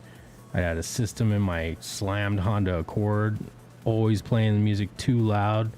Get off work late at night, 11:30 at night, cruising down the street, fucking music bumping. Get pulled over. Burp, burp. Immediately. Smells like weed in your car. I don't smoke weed, dude. Oh, yeah? Could fool me. Smells like it in here. Why don't you step out of the car? Okay. Am I being detained? Yes, so I can conduct my investigation because I smell weed. Okay. Can I get your badge number and your business card? Because I don't smoke weed. And it's impossible for you to smell it. Yeah, after I'm done with my investigation. Okay. Put your hands behind your back, interlace your fingers. You know how many times I heard that? Then they grab my thumbs. And we'll do this. And then they grab my thumbs. They grab my thumbs behind my back. Like this. Got anything in your pockets sharp that's going to poke me that I need to know about? You got any weapons? Any guns? You got a gun? You got a knife? Anything? No. Any drug paraphernalia I need to know about? Nope. Like I said, I don't do drugs. All right, why don't you have a seat on the curb? I don't give you permission to search my vehicle. Oh, you got something to hide? No, I don't. I just know my rights. So if you want to search my vehicle, you're going to have to get a warrant because you don't have probable cause. See, that's what a smart-ass 24-year-old libertarian says. Cops get really abrasive when you challenge their authority. Really abrasive. Oh, we got a smart-ass here. No, not a smart-ass, sir. I just know what my rights are, and I know you can't violate them. So if you want to search my vehicle, you're going to need to go get a warrant. So call your watch commander and have him come out here with a warrant, and then you can search my vehicle. Okay,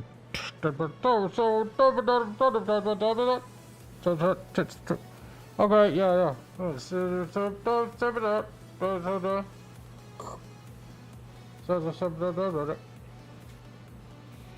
right, checks out.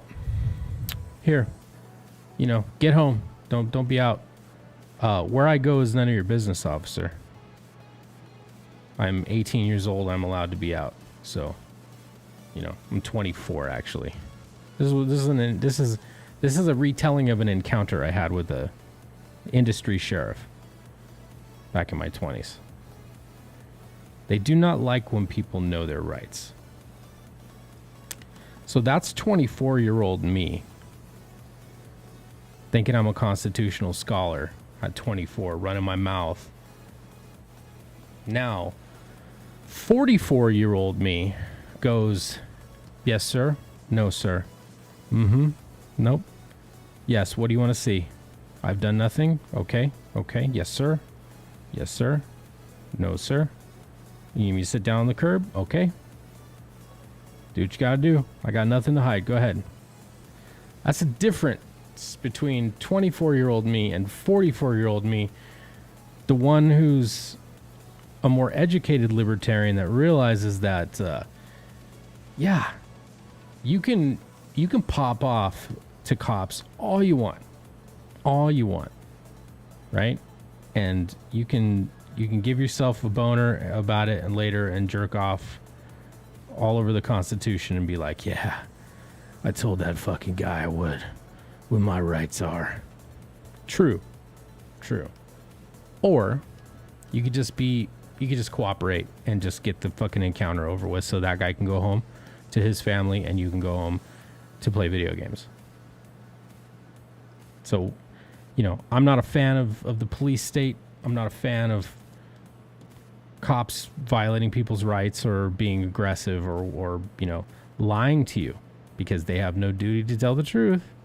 That is something you will learn. They can actually lie, full on lie to you and tell you match a description, they smell weed, X, Y, and Z to get you to admit something or to put you in a spot where you look suspicious, where they can say that they now have probable cause to, investigate further. So it's best to just try to be cool, and that thin blue line thing. If there's anything, I'm going to say this a lot in the coming weeks. I'm going to repeat myself probably every stream. I've said this on numerous streams now. If there is anything that this whole situation with all the rioting has taught me, is that thin blue line is thinner than I ever imagined. I used to think that if shit got out of control, they just sent a mess of cops in and they just get control of the situation.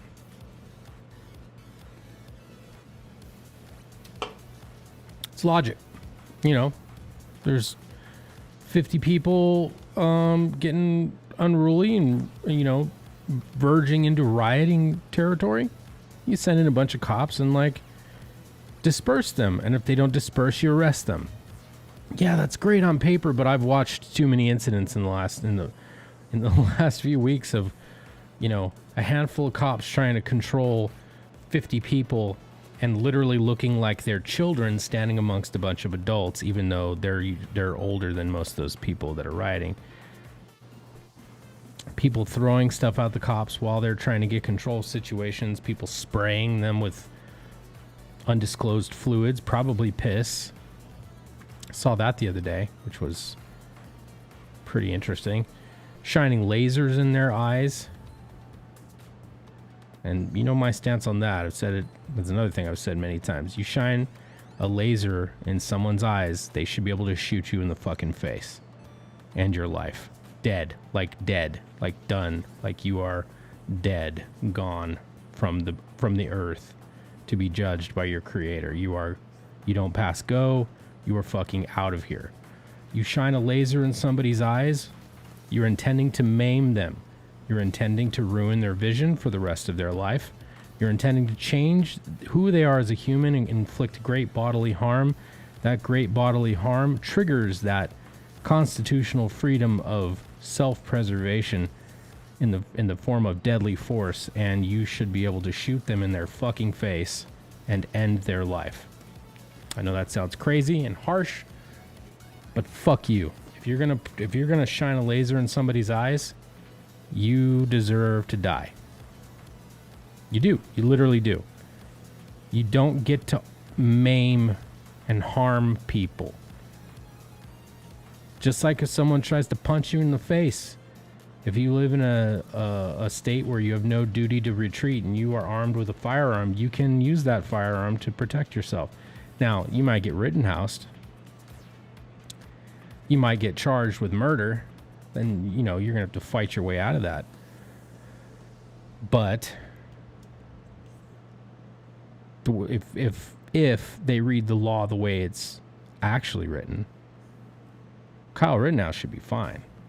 He should be out of there. Those charges should be dismissed. If anything, they should just be symbolic at best. A lot of my friends are cops, but not if they're on the clock. Being respectful goes a long way. Yeah, dude. Yeah, it really does. And, like I said, man,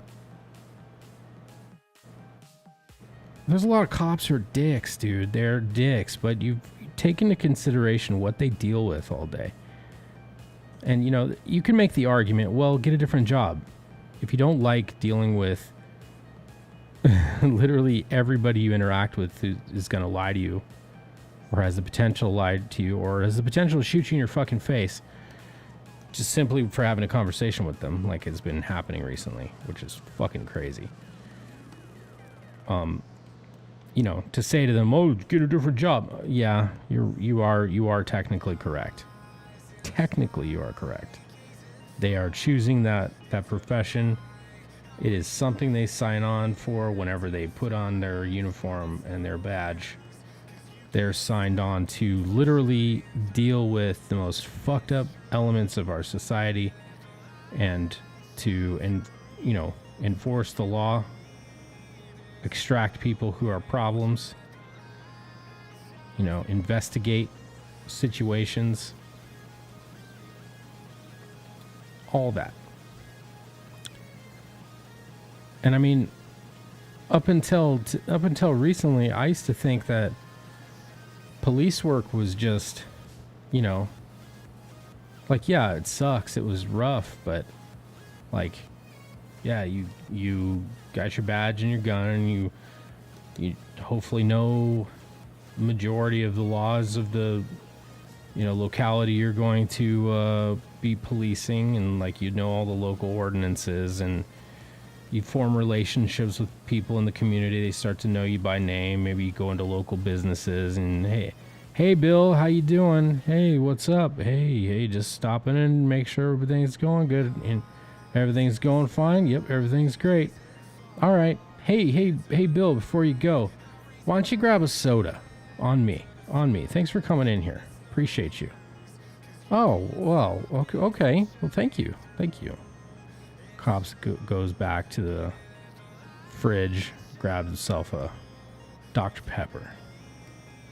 You know what I mean? Like, where I grew up, we had a KFC. Used to get robbed a lot. Like, it got robbed probably twice a year. Like, it was fucking crazy bad. And so the owner of that KFC franchise told all the City of Industry sheriffs, hey, you come in here, you eat for free. So whenever it's your break time, whenever it's time for you to eat your dinner or your lunch or whatever, you stop in here, I'll feed you. Just come by. And so the owner of that franchise fed so many cops.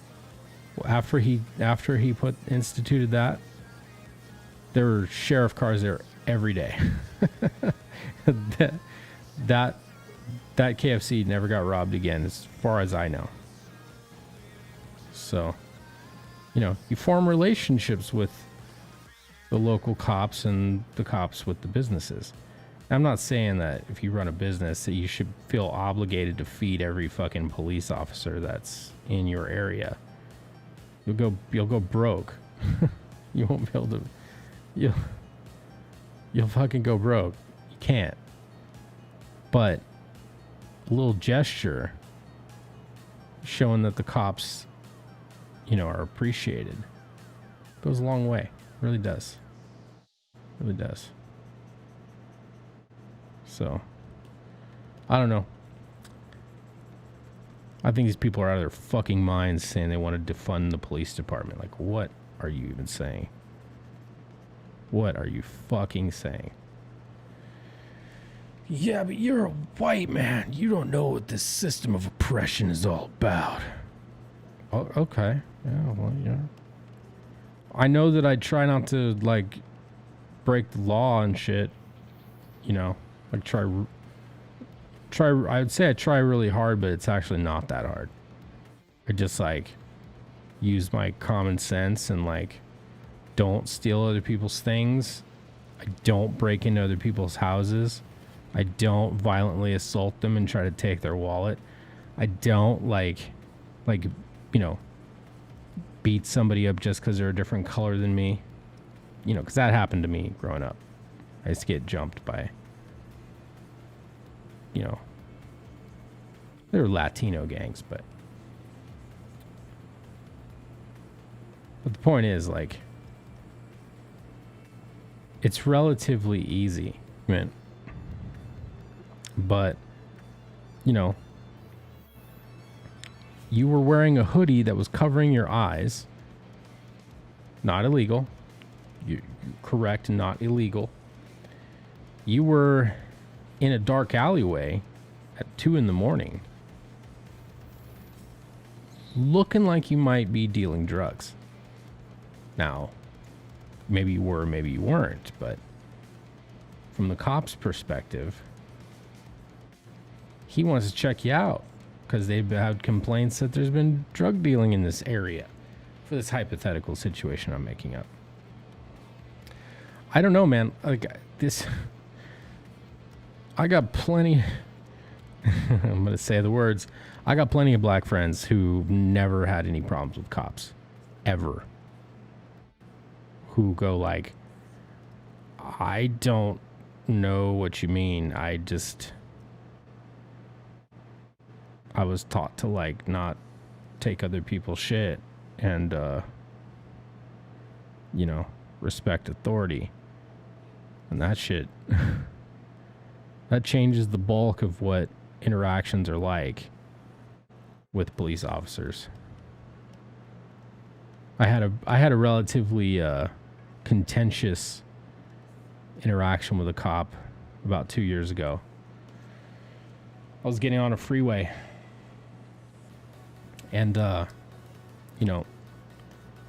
freeway that I would get on in the mornings, the on-ramp is kind of unique because the actual merging lane is like 100 yards long, and it ends up having this white line painted on the freeway and on the on-ramp, and they go like this, and then they come to a point, and after the point, the lane begins to merge in.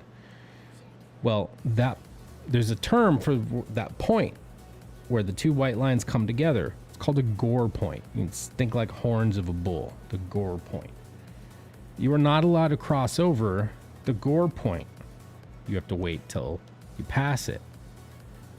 Well, traffic was extremely thick, and I was in a line of about 35, 40 cars, and for some reason, they weren't really moving. They were doing like 5 miles an hour to get on the freeway.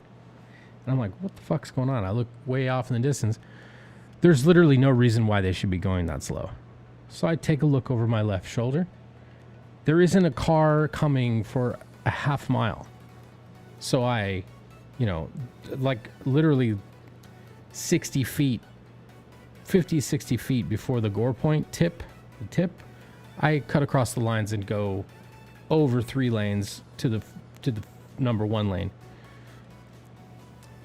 I might as well have fucking kicked an old lady in her face and thrown her down a well.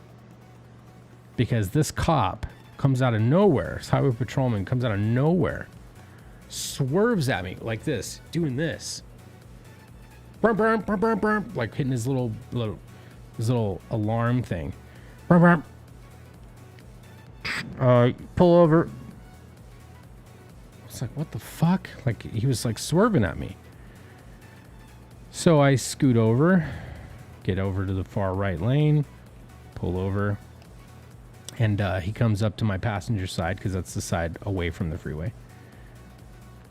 You know, and seriously, he is John Baker from Chips. You know, Poncherelli's is down the road. You know, and he comes up. I roll down my window. He goes like, you don't see all those cars? I go, what do you mean? There's lots of cars out here. You didn't see that line of cars waiting to get on the freeway? You didn't see them. You didn't see them at all? I'm like, oh, yeah. The ones that weren't moving? Yeah. I saw those. Why'd you cross the gore point? Why did you irresponsibly cross that gore point to get onto the freeway? I said, well, officer, I actually helped the traffic behind me because I got out of their way. I looked over my shoulder. There wasn't another car for a good half a mile. And we were all stuck, not really moving. So I pulled myself out of that traffic line and got into the flow of traffic where there were literally no other cars. Got out of everybody's way to help everyone else get on the freeway safely and fast, more quickly. Yeah, well, you can't do that. Oh. Okay, well, I signaled. I looked over my shoulder. I didn't make an erratic movement. All I did was change lanes, which I'm legally allowed to do. And he was just like, you crossed the gore point. You're not allowed to do that. And I was like, okay, whatever you say, man, whatever you say. And I told him, I'm like, look, dude, you don't need to be this aggressive with me. Cause he was like extreme levels of aggression. Like he was mad at me. Like I scuffed his boots, like I stepped on his kicks or something. And like, you know, maybe scratched the paint on his door, you know, on his cruiser or something. And he's going to have to pay for it out of his own pocket. Like he was like that kind of pissy with me. And I'm like, bro, you look, I grant you everything you're saying, but look, I'm not 12. You're not going to talk to me like I'm a fucking child. Okay. And it's never a good idea to talk to cops that way. He didn't do anything to me, but his eyes got really wide. I just was like, my license and registration. Well, first of all, my registration is in. After that moment, I turned into super slow-mo. I was like, motherfucker, you're going to pull me over for that stupid shit. I am going to waste an hour of your time.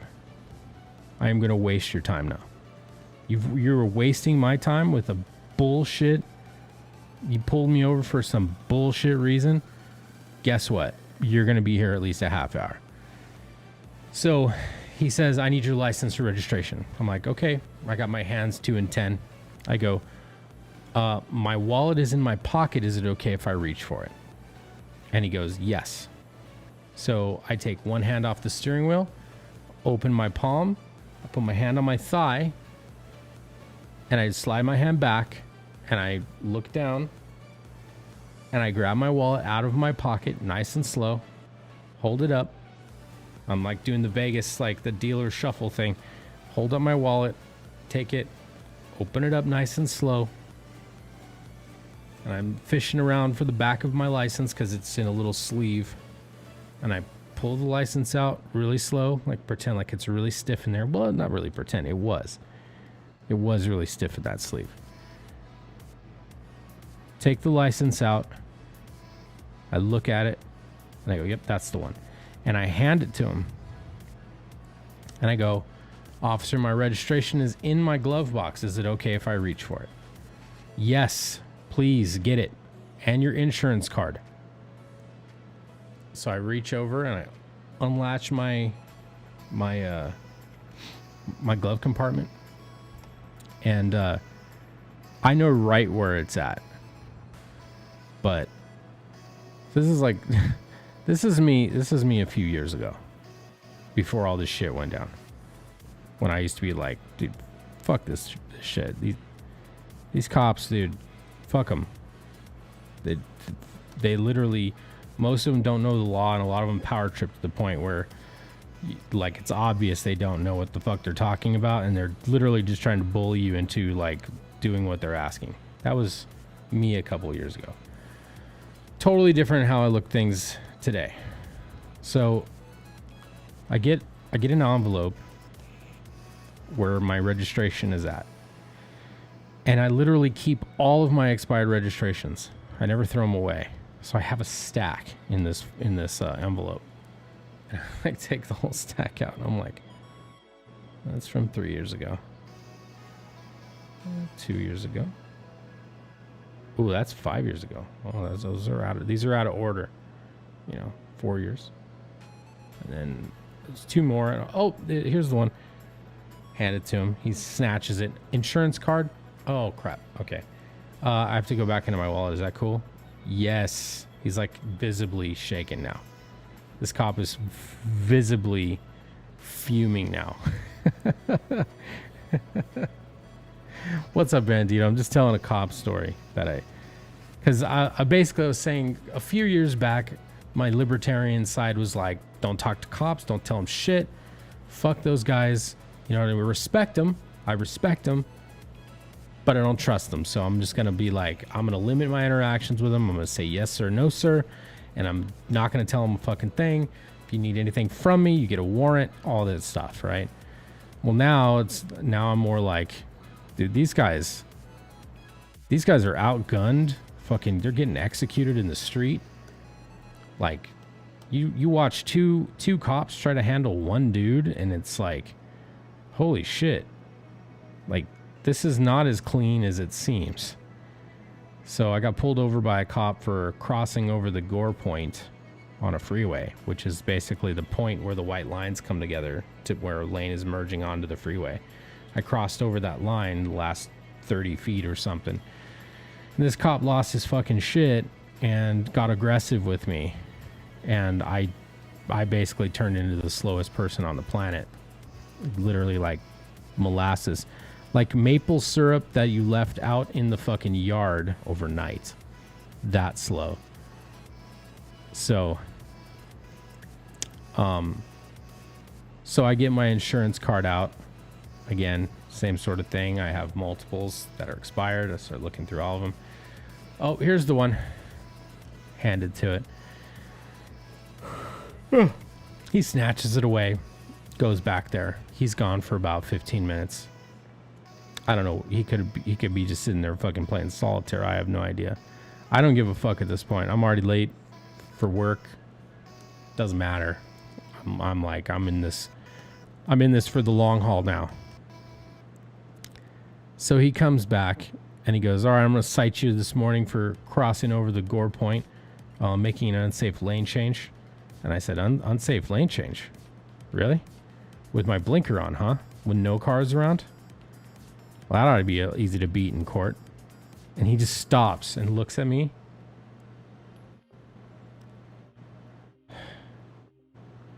And I'm like, I mean, sir, I don't know what to tell you. Blinker on, no cars around, lane change to get out of people's way to help them get on the freeway.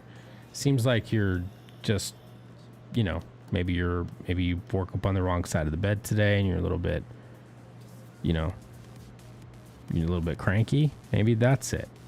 Because you came into this interaction with me really aggressive for no reason. Talking to me like I'm 12. So he fucking finishes writing. He hands me the thing that says, you need to sign this. So I'm like, I I considered going, like, I really legit considered going, yeah, I'm not going to sign that. Because then they have to take you to jail. Like, they tell you that signing this is just a summons.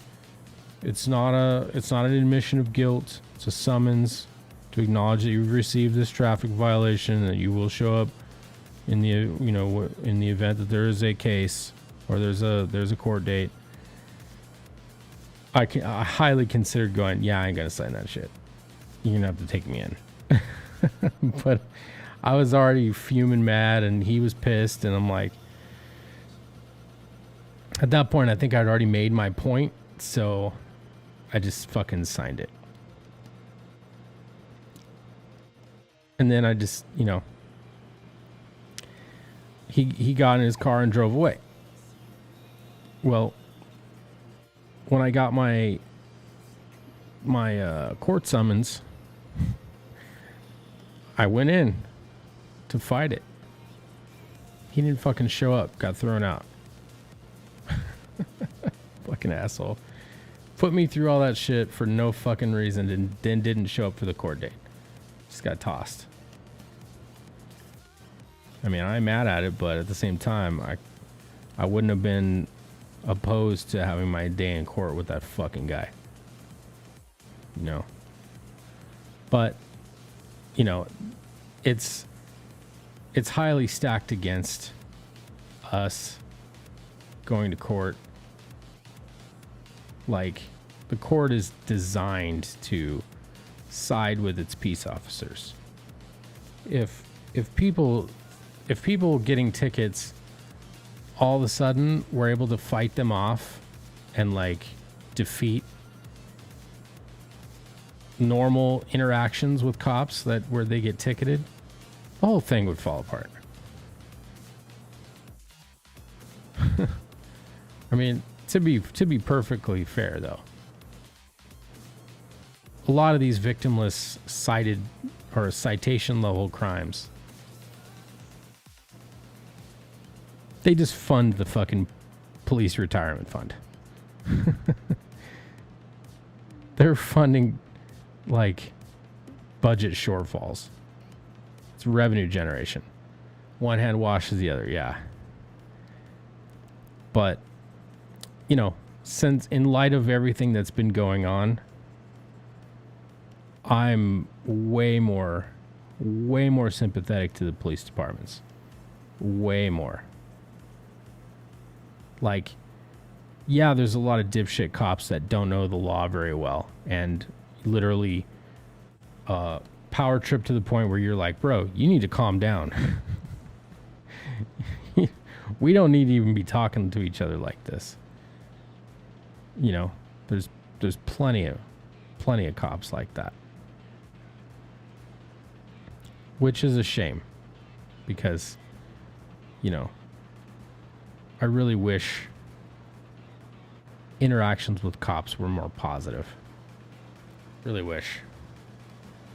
But what are you gonna do, man? I want to halo that.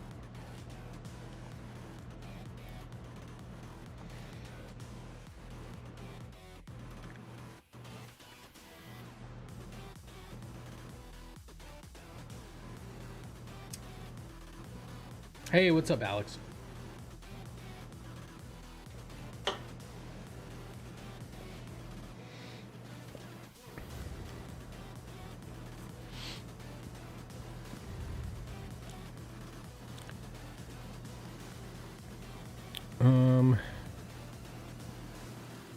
Do I have a palette? I do.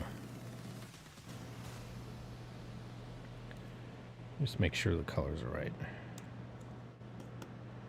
All right. Sample skin tone. Beep. And Axel's hair color. Beep. In his eyes. And Balvor's skin tone. Right there. Booyah.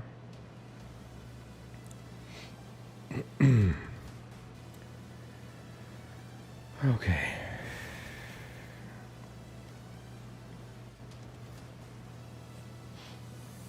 I think I started rendering this. Yeah, I did. Started rendering the leg. All right. We'll get back to that. All right. Let's put in some shadow here.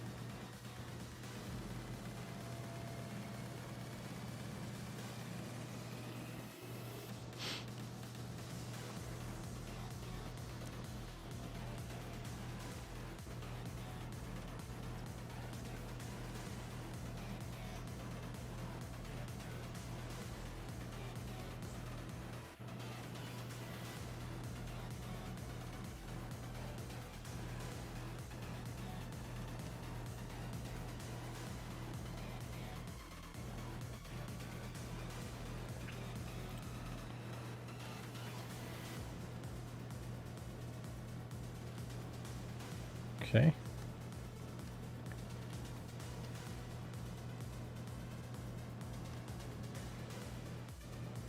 Yo, what's up, Skip?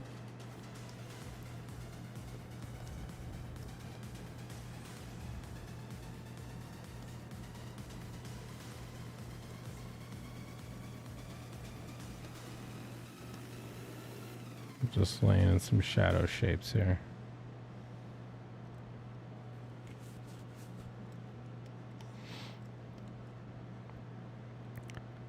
Getting my glow sticks for the break. Hell yeah, dude.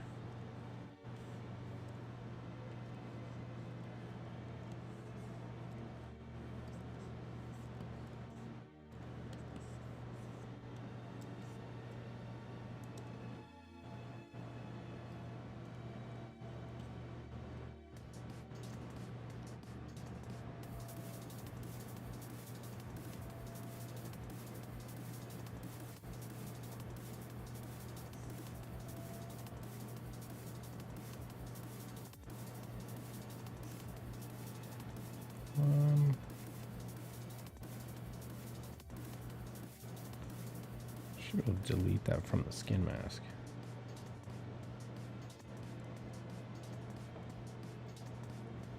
There we go.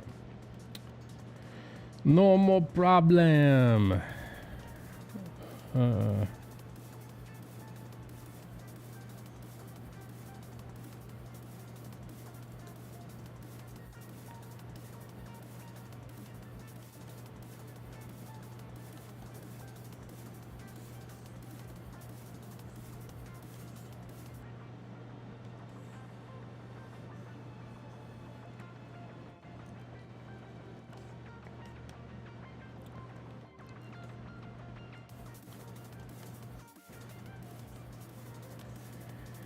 Ah, fuck.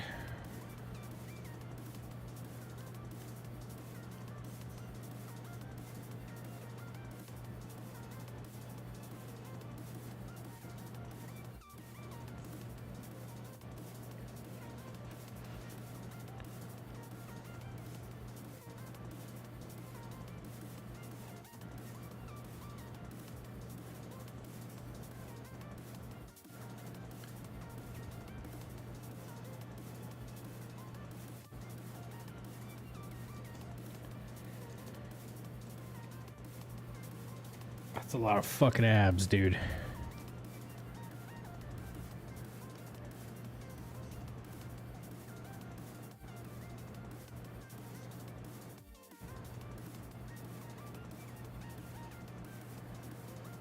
Let's see, what time is it? I'm starting to get fucking sleepy.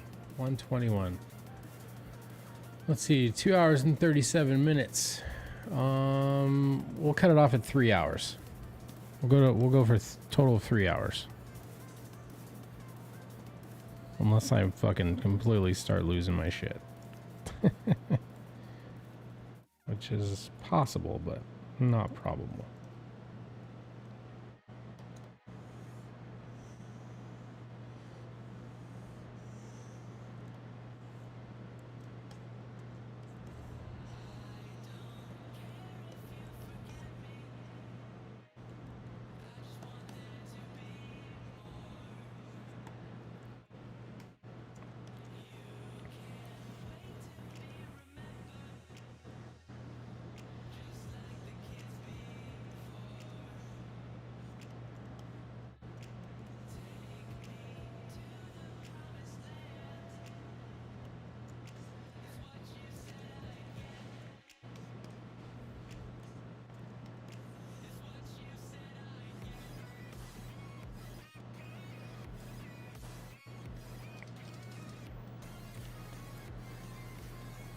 Okay.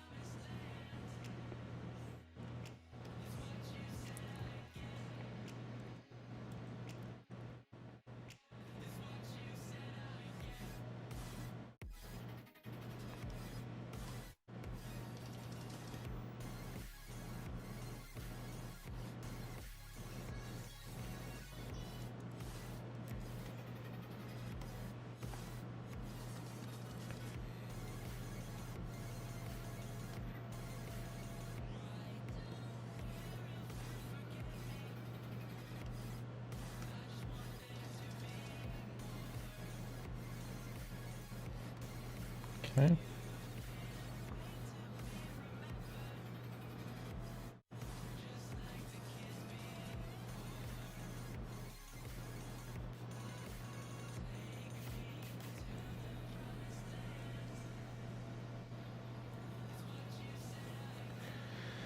So I'm super stoked. I bought a weight bench and bought some workout supplements that I used to use a long time ago. Because I'm going to get rid of this dough, dude.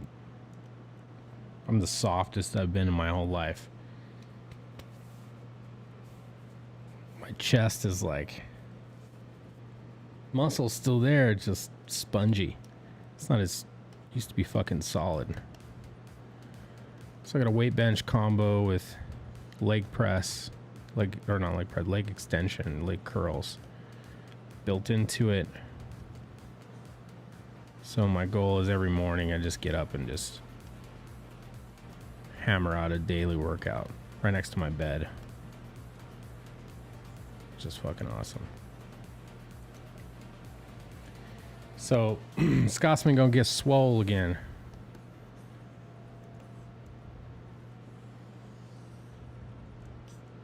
Got a nice nitric oxide pre-igniter pre-workout shaker drink. And then creatine, glutamine,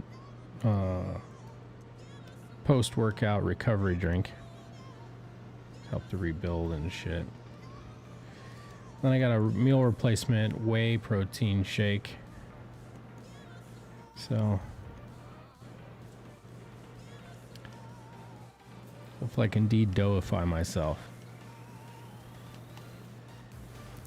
So I'll tell you one thing about comic art, dude. Makes you fucking fat. Oh, I beg to differ with you there, eh? You're getting fat because you're eating too much and you're not moving enough. Yes. Technically, you are correct. But that wouldn't be the case if I wasn't sitting on my ass doing comic book art. So, everything's a choice. I have made those choices. So when we peel our ass out of bed in the morning, we'll tumble over to our weight bench and knock out some little something.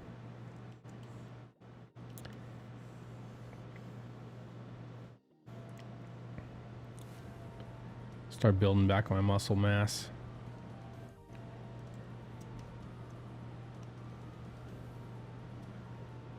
Turn in all this dough for some cheddar. You know what I'm saying? Get all swole again. And then there's Odie, comic manga artist and jacked as shit. The hell is Liam feeding that boy? It's not. That's not the case. That's a fallacy. That's a fallacy, Changus. Listen. Odie is jacked because he has literally nothing to do in his life except comics and working out. He doesn't have, I mean, he's got his girlfriend now, but he doesn't have a job. He doesn't have kids. He doesn't have any responsibility. If all I had to do was draw and lift weights, I would be jacked beyond fucking belief. Okay? So, you know, that comes with literally no responsibility.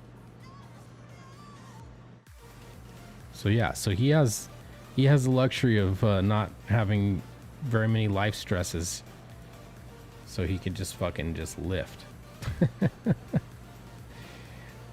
pretty fucking sweet deal, I'll tell you that.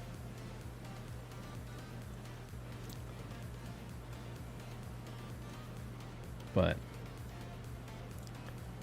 I don't know. Getting a good physique is not rocket science. It really isn't. You need a combination of lifting heavy for a period of time, then lifting to failure for a period of time.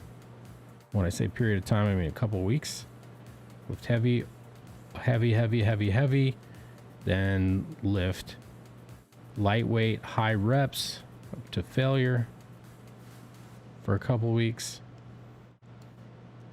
You know, every now and then texting your max for the most part.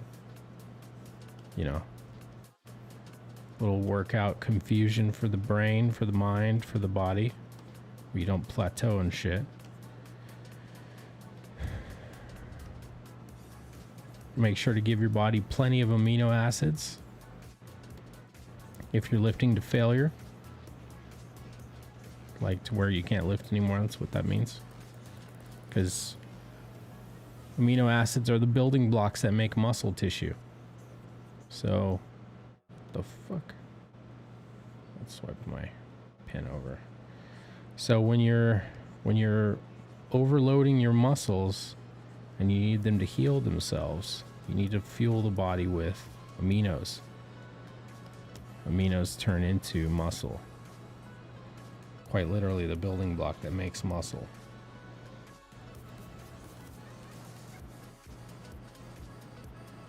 So, gotta lift heavy. If you want to grow, you gotta lift heavy. As heavy as you fucking can. And as much as you can, as often as you can. All the way till you can't lift no more. You'll grow. People will say, I can't grow muscle. You're not lifting correctly for your body type. Endomorph, ectomorph, mesomorph. 3 body types, 3 different workout routines to make you grow. So. my body type, I build muscle really fucking fast, but I build fat just as fucking fast.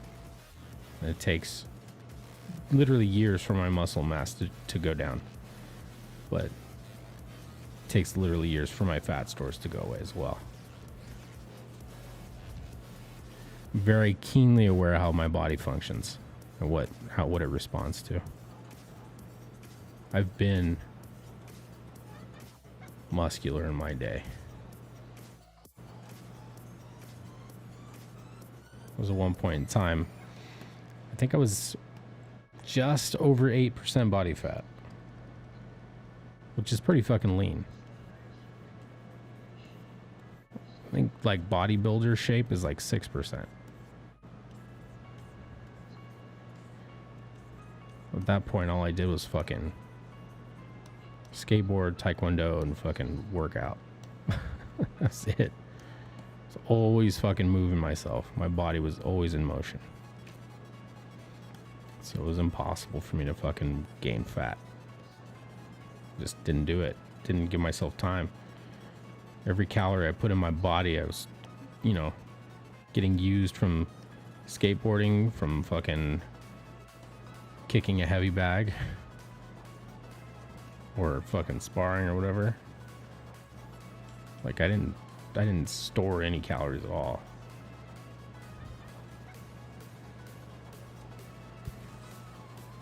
Sweat my balls off. All right, it's 2:49 or not 2:49. 2 hours and 49 minutes. So we got 11 minutes left in the stream, friends. We're gonna go for 3 hours tonight. I appreciate y'all being here. You guys are badasses. Thank you for giving me the watch time. I'm trying to get this channel monetized. It's not a huge goal. It's not a huge deal, but I am monetized on Twitch, and you know, wouldn't mind being monetized over here as well. Not to mop up super chats. That's not what I'm saying. That sweet AdSense revenue. I'd like to get paid for the views on my videos, because I get decent views on my videos.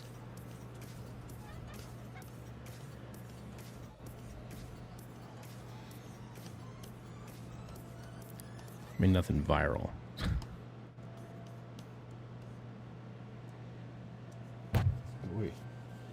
Sweating like a mother trucker. All right, what do we got here? 40%. Let's go down to 20. Put a little bit of deep chatto here.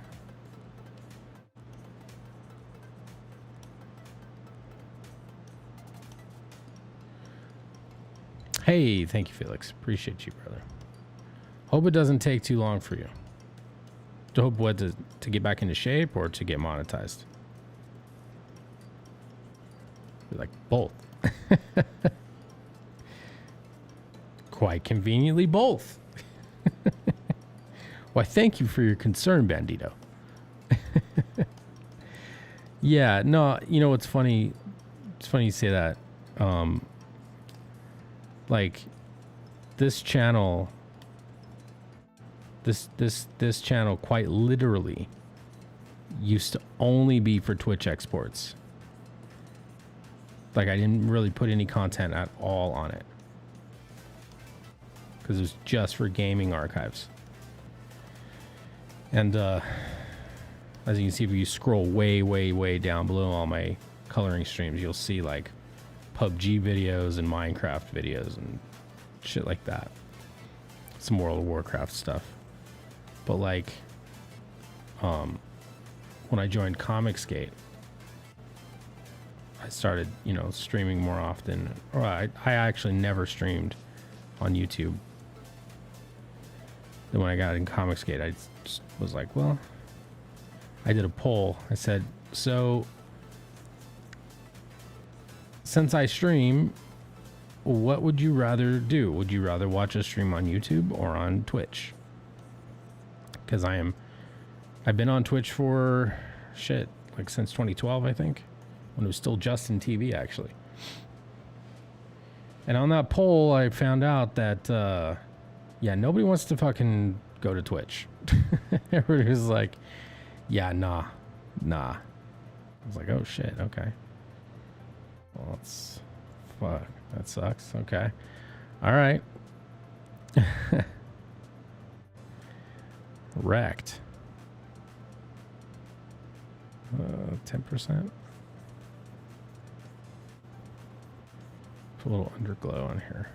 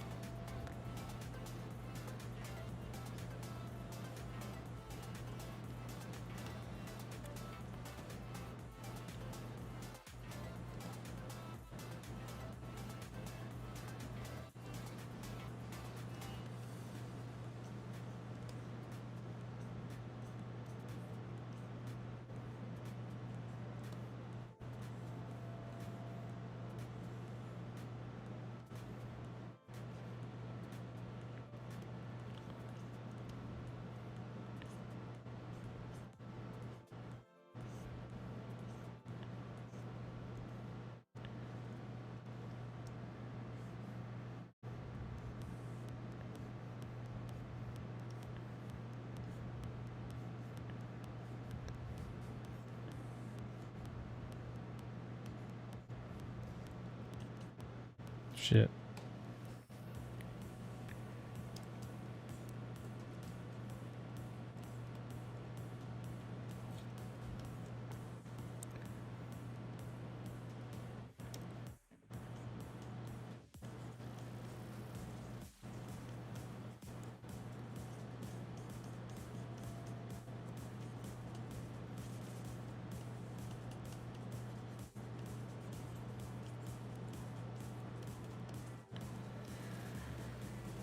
Okay, it's too strong.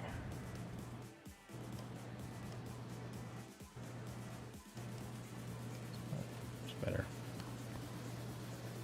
Oh, where's the rim light here? Probably stay right there.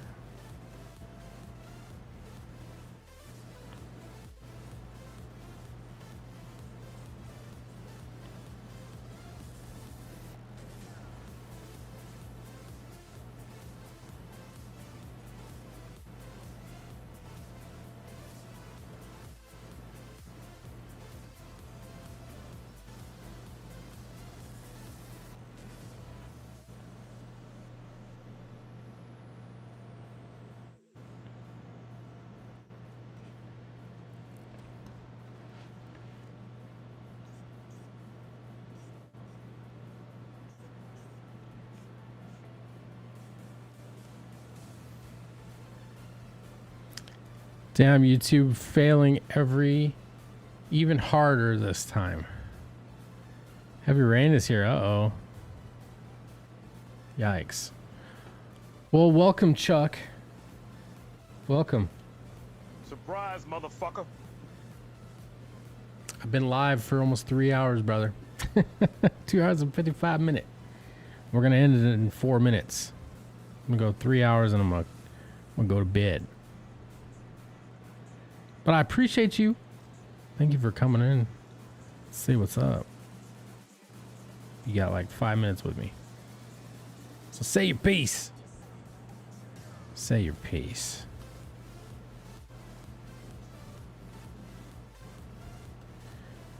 You missed the nightly libertarian discussion, Chucky. I was just going off on like, you know, how my views on police have changed so much as of late. Like I am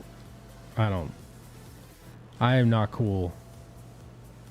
I'm not cool with cops getting executed and shit while they're just sitting in their car minding their own business. Fucking rookies, mother of a small boy. That's so fucked up. That literally made my stomach turn when I heard about it. I was like, oh shit. That little boy. Mama's not coming home. Some fucking scumbag shot her in the face. It's fucking disgusting. Hopefully that turd spends the rest of eternity in fucking hell when he gets caught.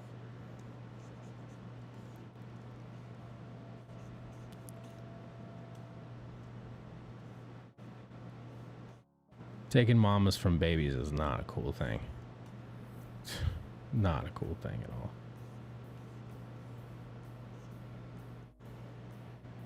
all. Did she die? No, she lived. She lived, but I'm just saying, like, his intent was to execute them. You don't shoot somebody in the fucking face, point blank, unless you intend to kill them.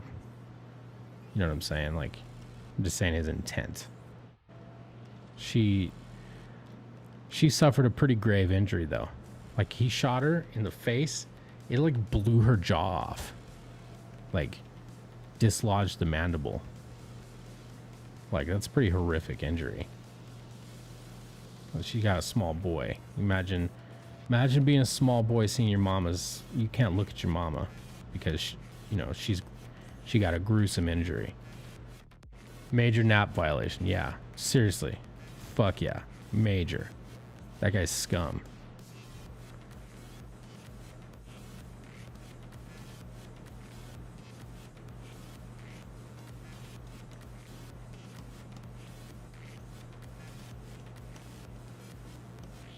Yeah. I just don't like what's going on.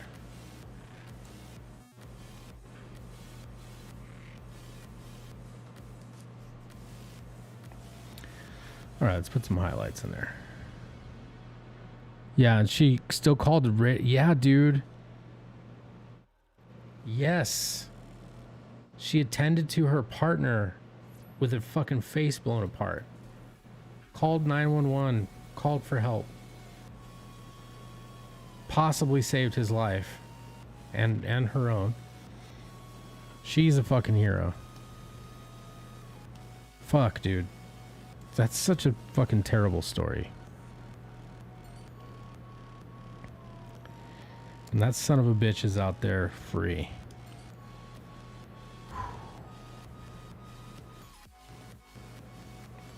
I was just saying, it's like, with all the shit that's going down, my feeling for cops has completely changed. Like, I was, you know, the libertarian thing we do, like, am I being detained? I know my rights, don't fuck with me. I have no love for police as an institution, but not every officer is a piece of shit. Exactly how I feel.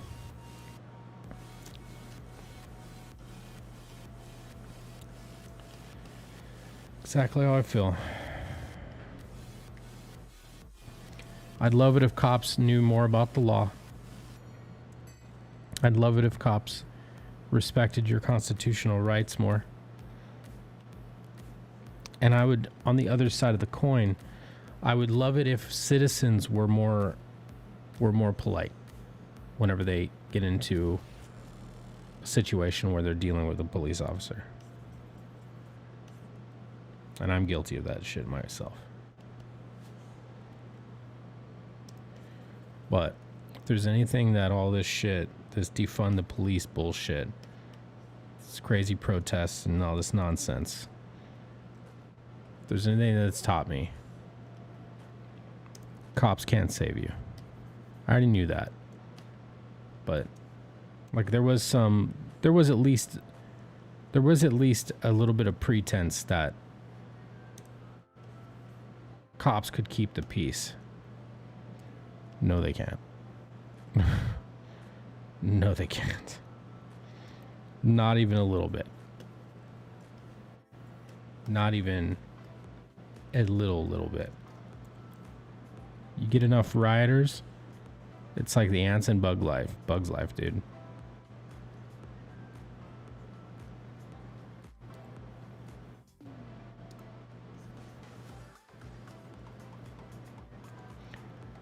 So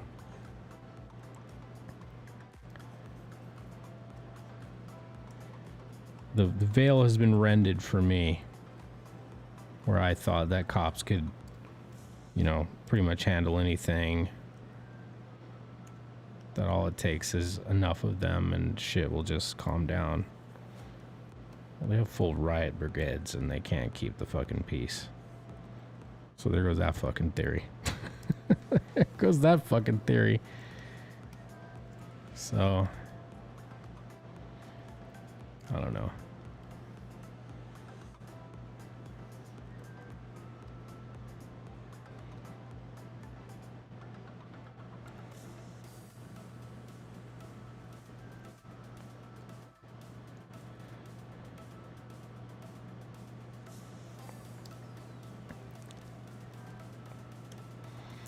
I'll tell you what.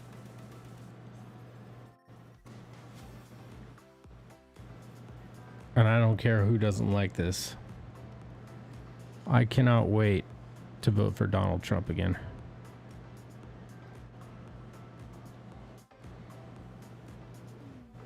I can't wait. Like, he's the most libertarian president I'm ever going to get in my life. And he's not a libertarian. But he's the most that I'm probably going to get in my lifetime. Literally questioning every institution we have.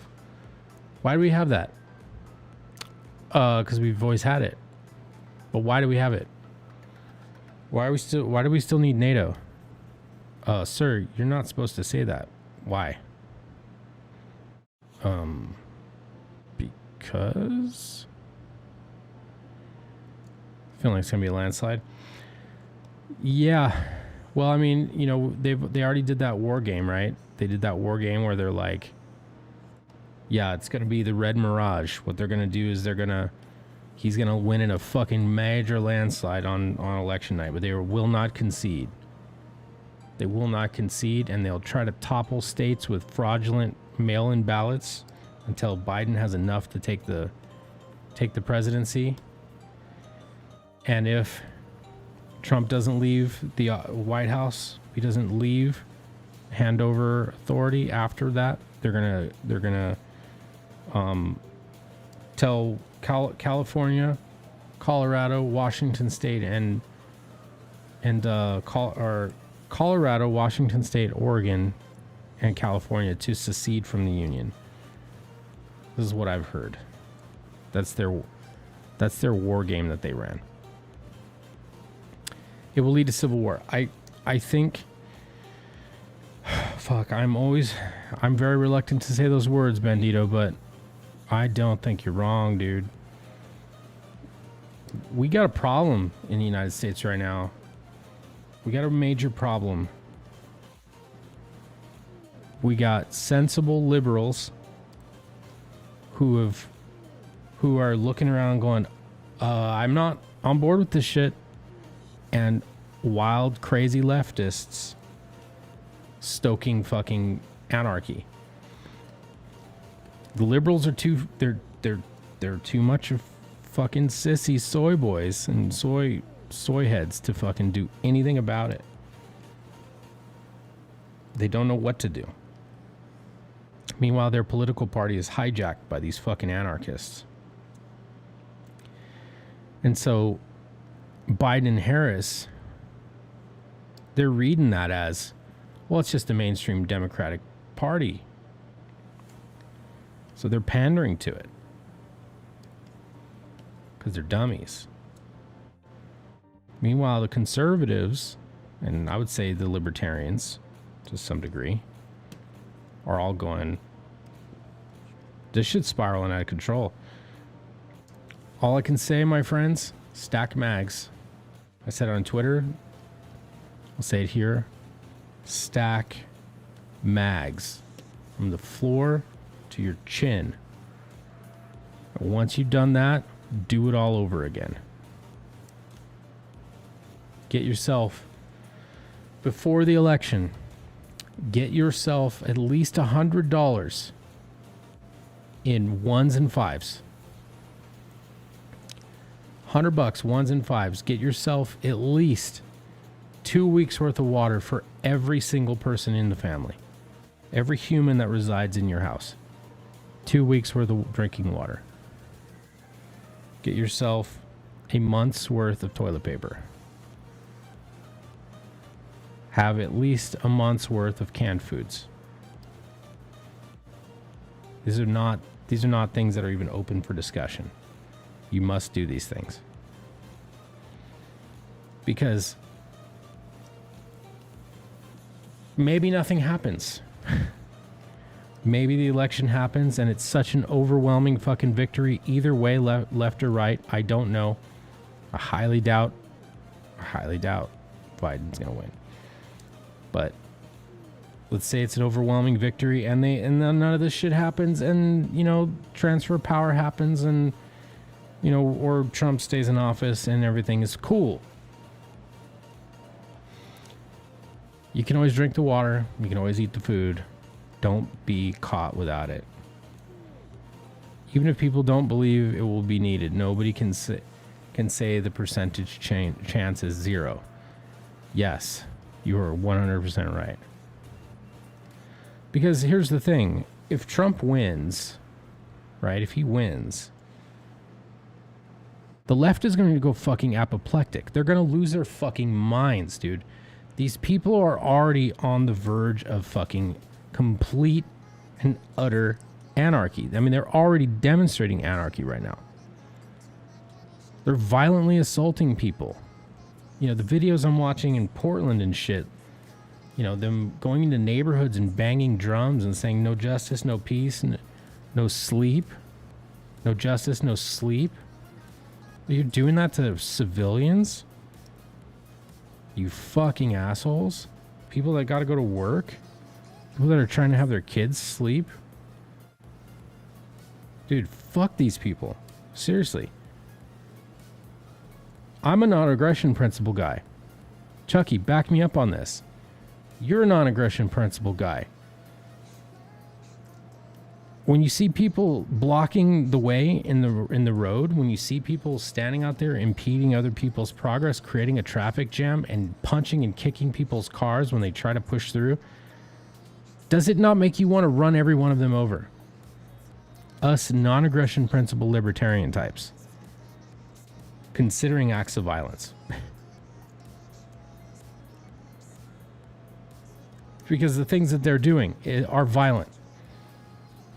And need to be met with force. I have dry and canned goods in my pantry, 30 pounds of frozen meat in my freezer. Dude, you're a fucking champ, dude. I knew I could count on you. I knew I could count on you, brother. But like, seriously, I'm not gonna take a chance. They want me dead, and I say ladies first. But that goes against our non-aggression principles. You know what I'm saying? It goes against them.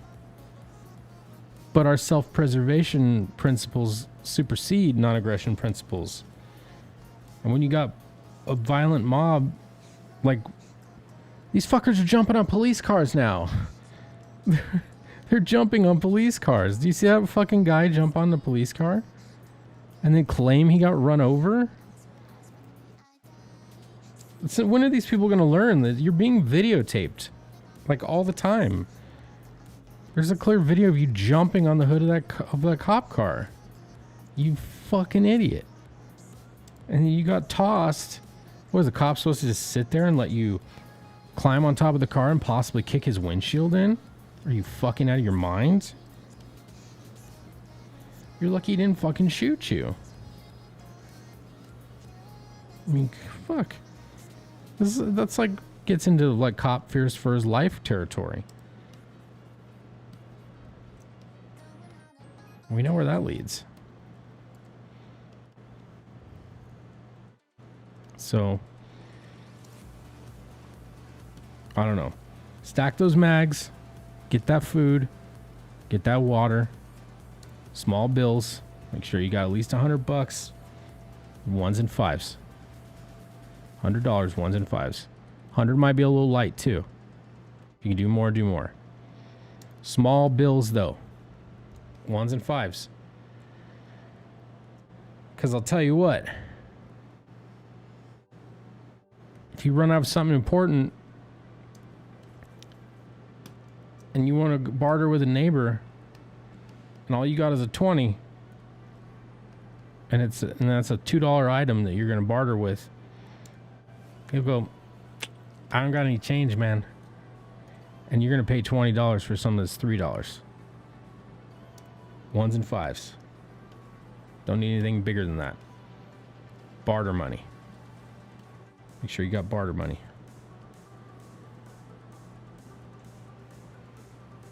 Well, I'm predicting a doomsday scenario, dude. I'd fucking stack my loonies and toonies. Well, I mean, Europe and Canada though. Up in Canada, you guys got some semblance of fucking structure, I guess. You guys are too polite to fucking riot. Are there protests going on up there? I haven't heard anything about that up there, Bendito.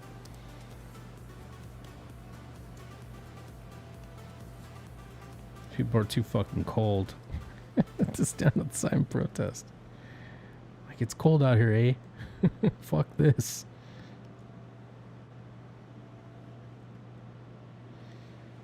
Just out for a rip, are you, bud? It's getting close to a couple of cities.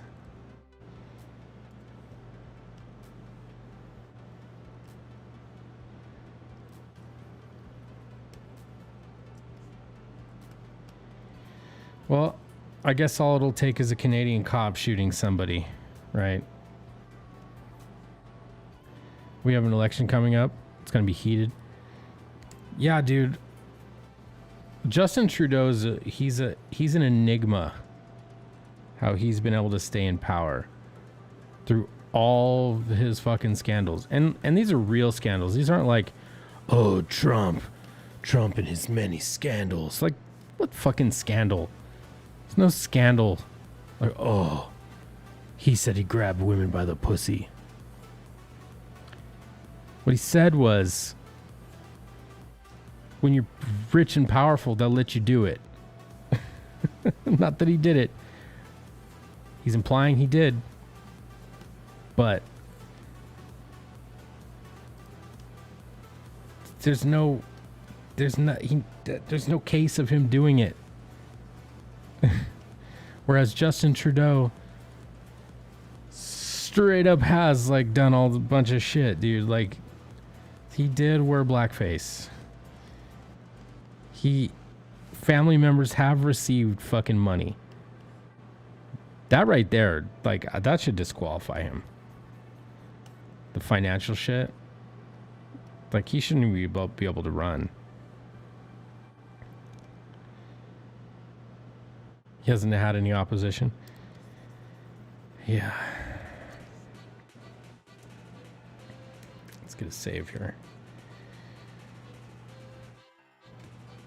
Oh, I'm trying to decide what background color I'm gonna make these speed lines. Excellent libertarian tangent. Now it's 2 a.m. It is.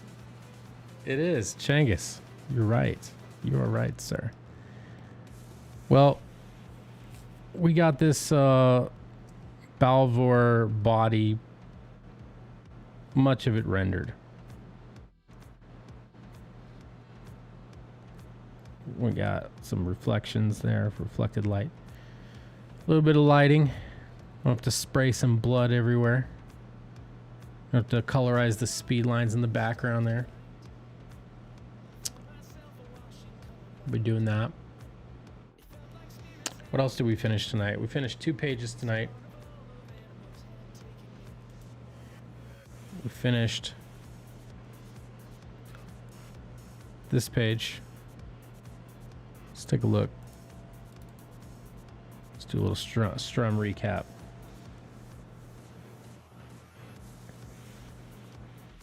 Finish this little interaction page. these characters.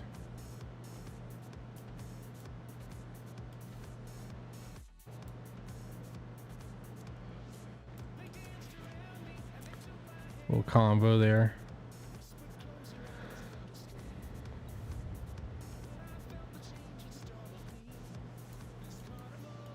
Okay, there's that.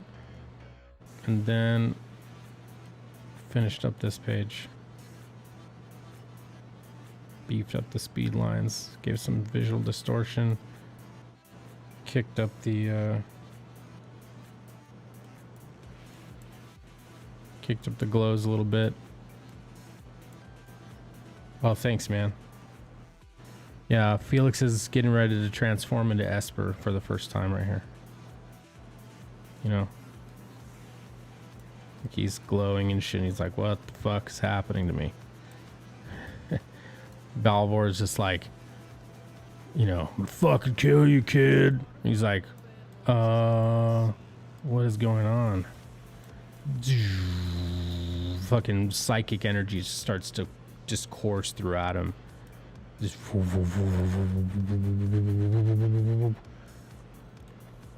know what I mean? Just getting ready to go.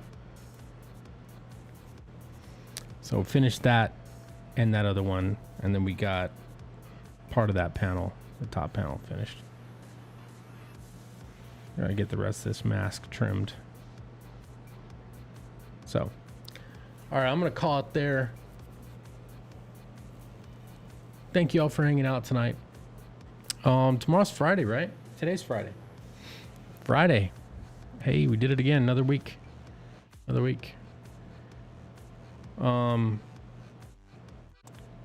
So Saturday morning I'm probably gonna play Minecraft for another couple hours. Get a little bit further in Skyfactory, just as a, you know, my weekly primer, because I haven't been able to play too much WoW. I need to stop. I need a release valve. I have to game a little bit every week. So be doing that a couple hours on Saturday, and then pretty much coloring all day. I might be offline. I don't know if I'm gonna stream it. And then Sunday, Gavin collab. I'm considering, I've got a couple topics in mind. Might be a show tomorrow night. Possibly it'll be a stream tomorrow. It depends on how late I get home. Because I've got 3 major projects to finish tomorrow in the office before I can leave. Let me know, maybe we can play something. Well, I'm gonna be on my server that I installed, so I'll look into it. I might have a server slot I can delete and then install another version. And then Sunday morning for Gavin collab, I was considering 2 different topics. I think I'm gonna go with one of them though.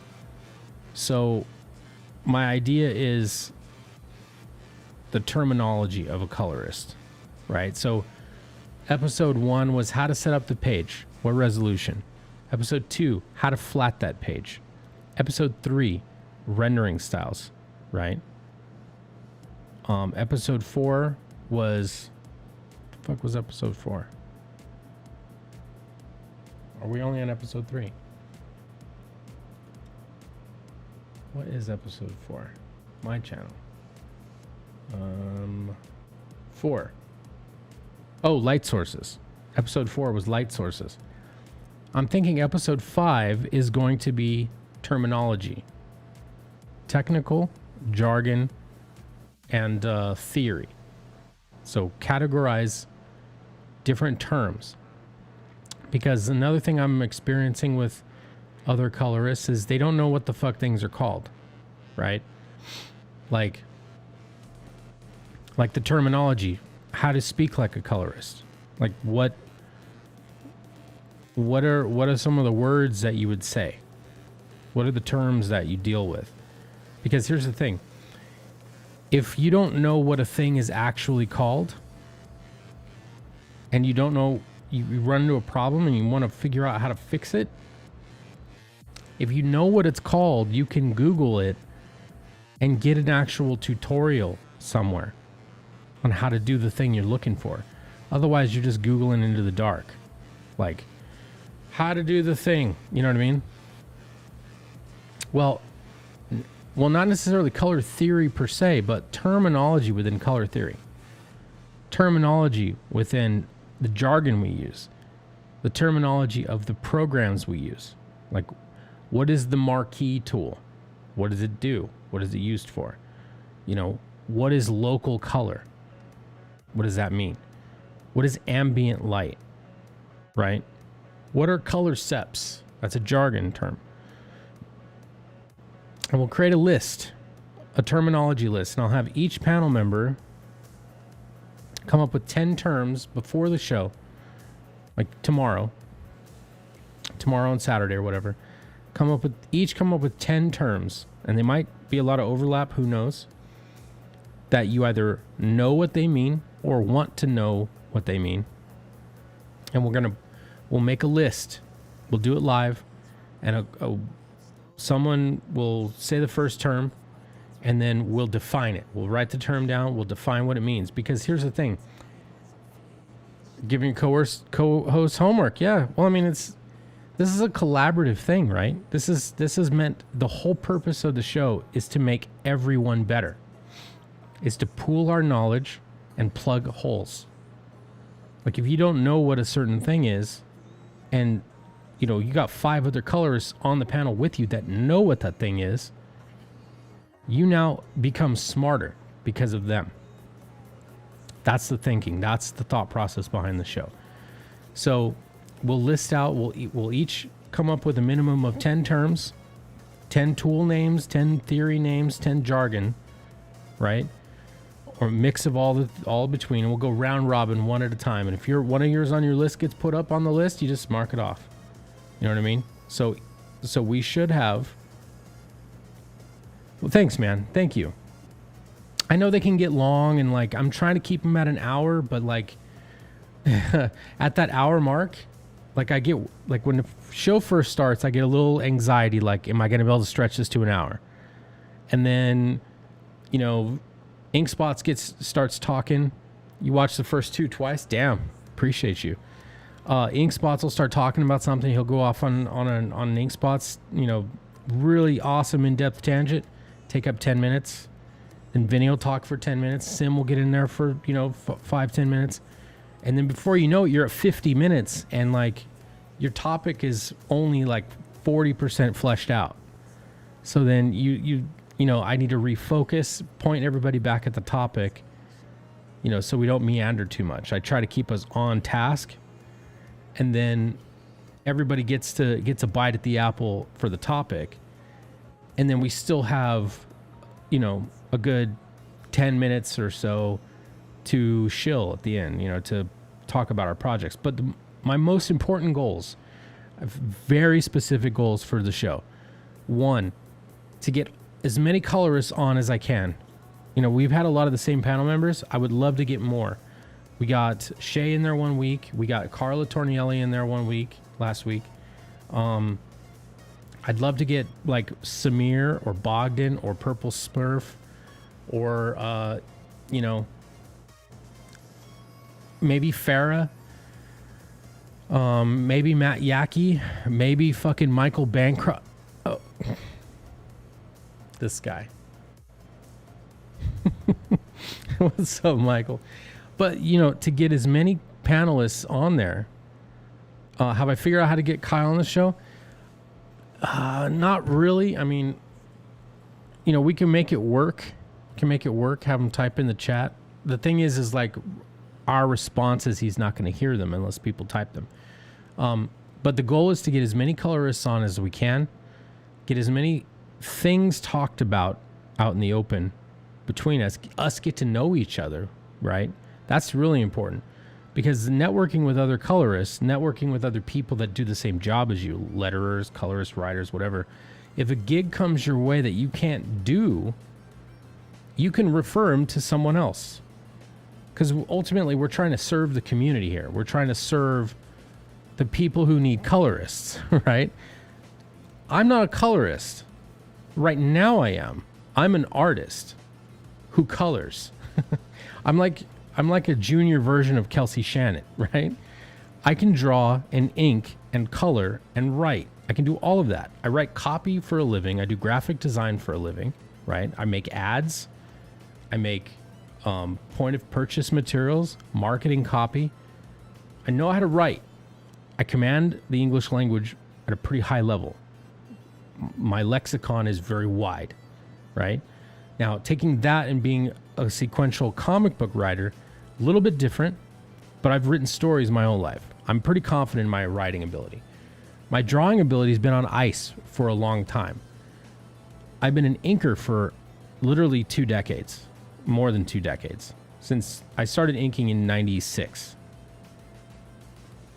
And coloring, I've been coloring for fucking since Photoshop 3.0.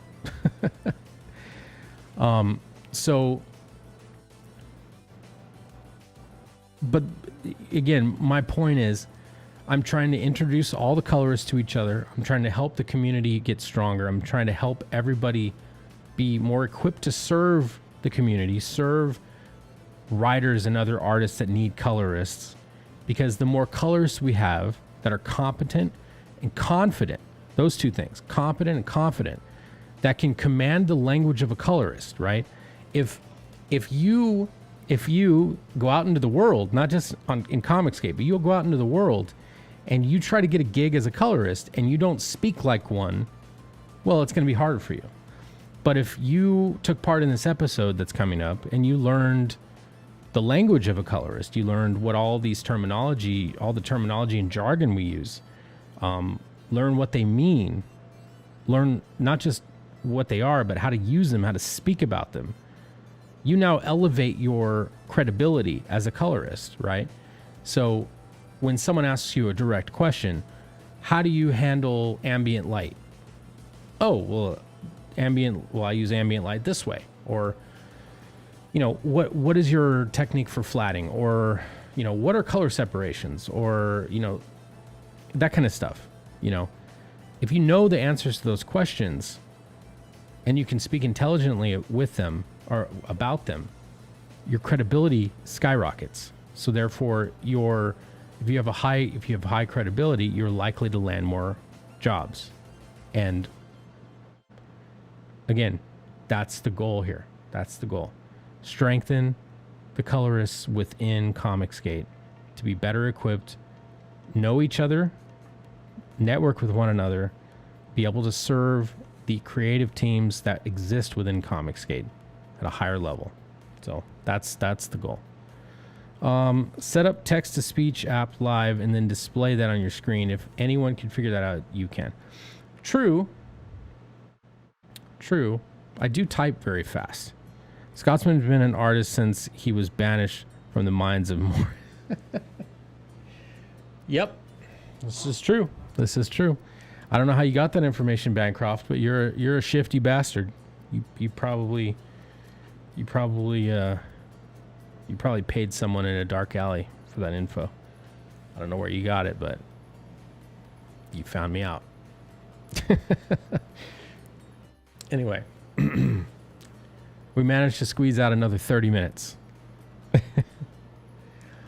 But yeah, so this weekend we'll be doing that. And Monday night, this coming Monday, I will be on Skitz's show, Skitz's Funhouse, I think is what it's called. He asked me to come on the show, so I think that's like 8 o'clock Pacific Standard Time. I don't know what we're gonna do. I don't know what the show's all about, but I should be on there. And I don't know how long or what we're gonna talk about. We haven't talked about that yet, but he just asked me to be on there. I paid a wizard dressed in a gray cloak. Interesting. Was it cool gray or warm gray?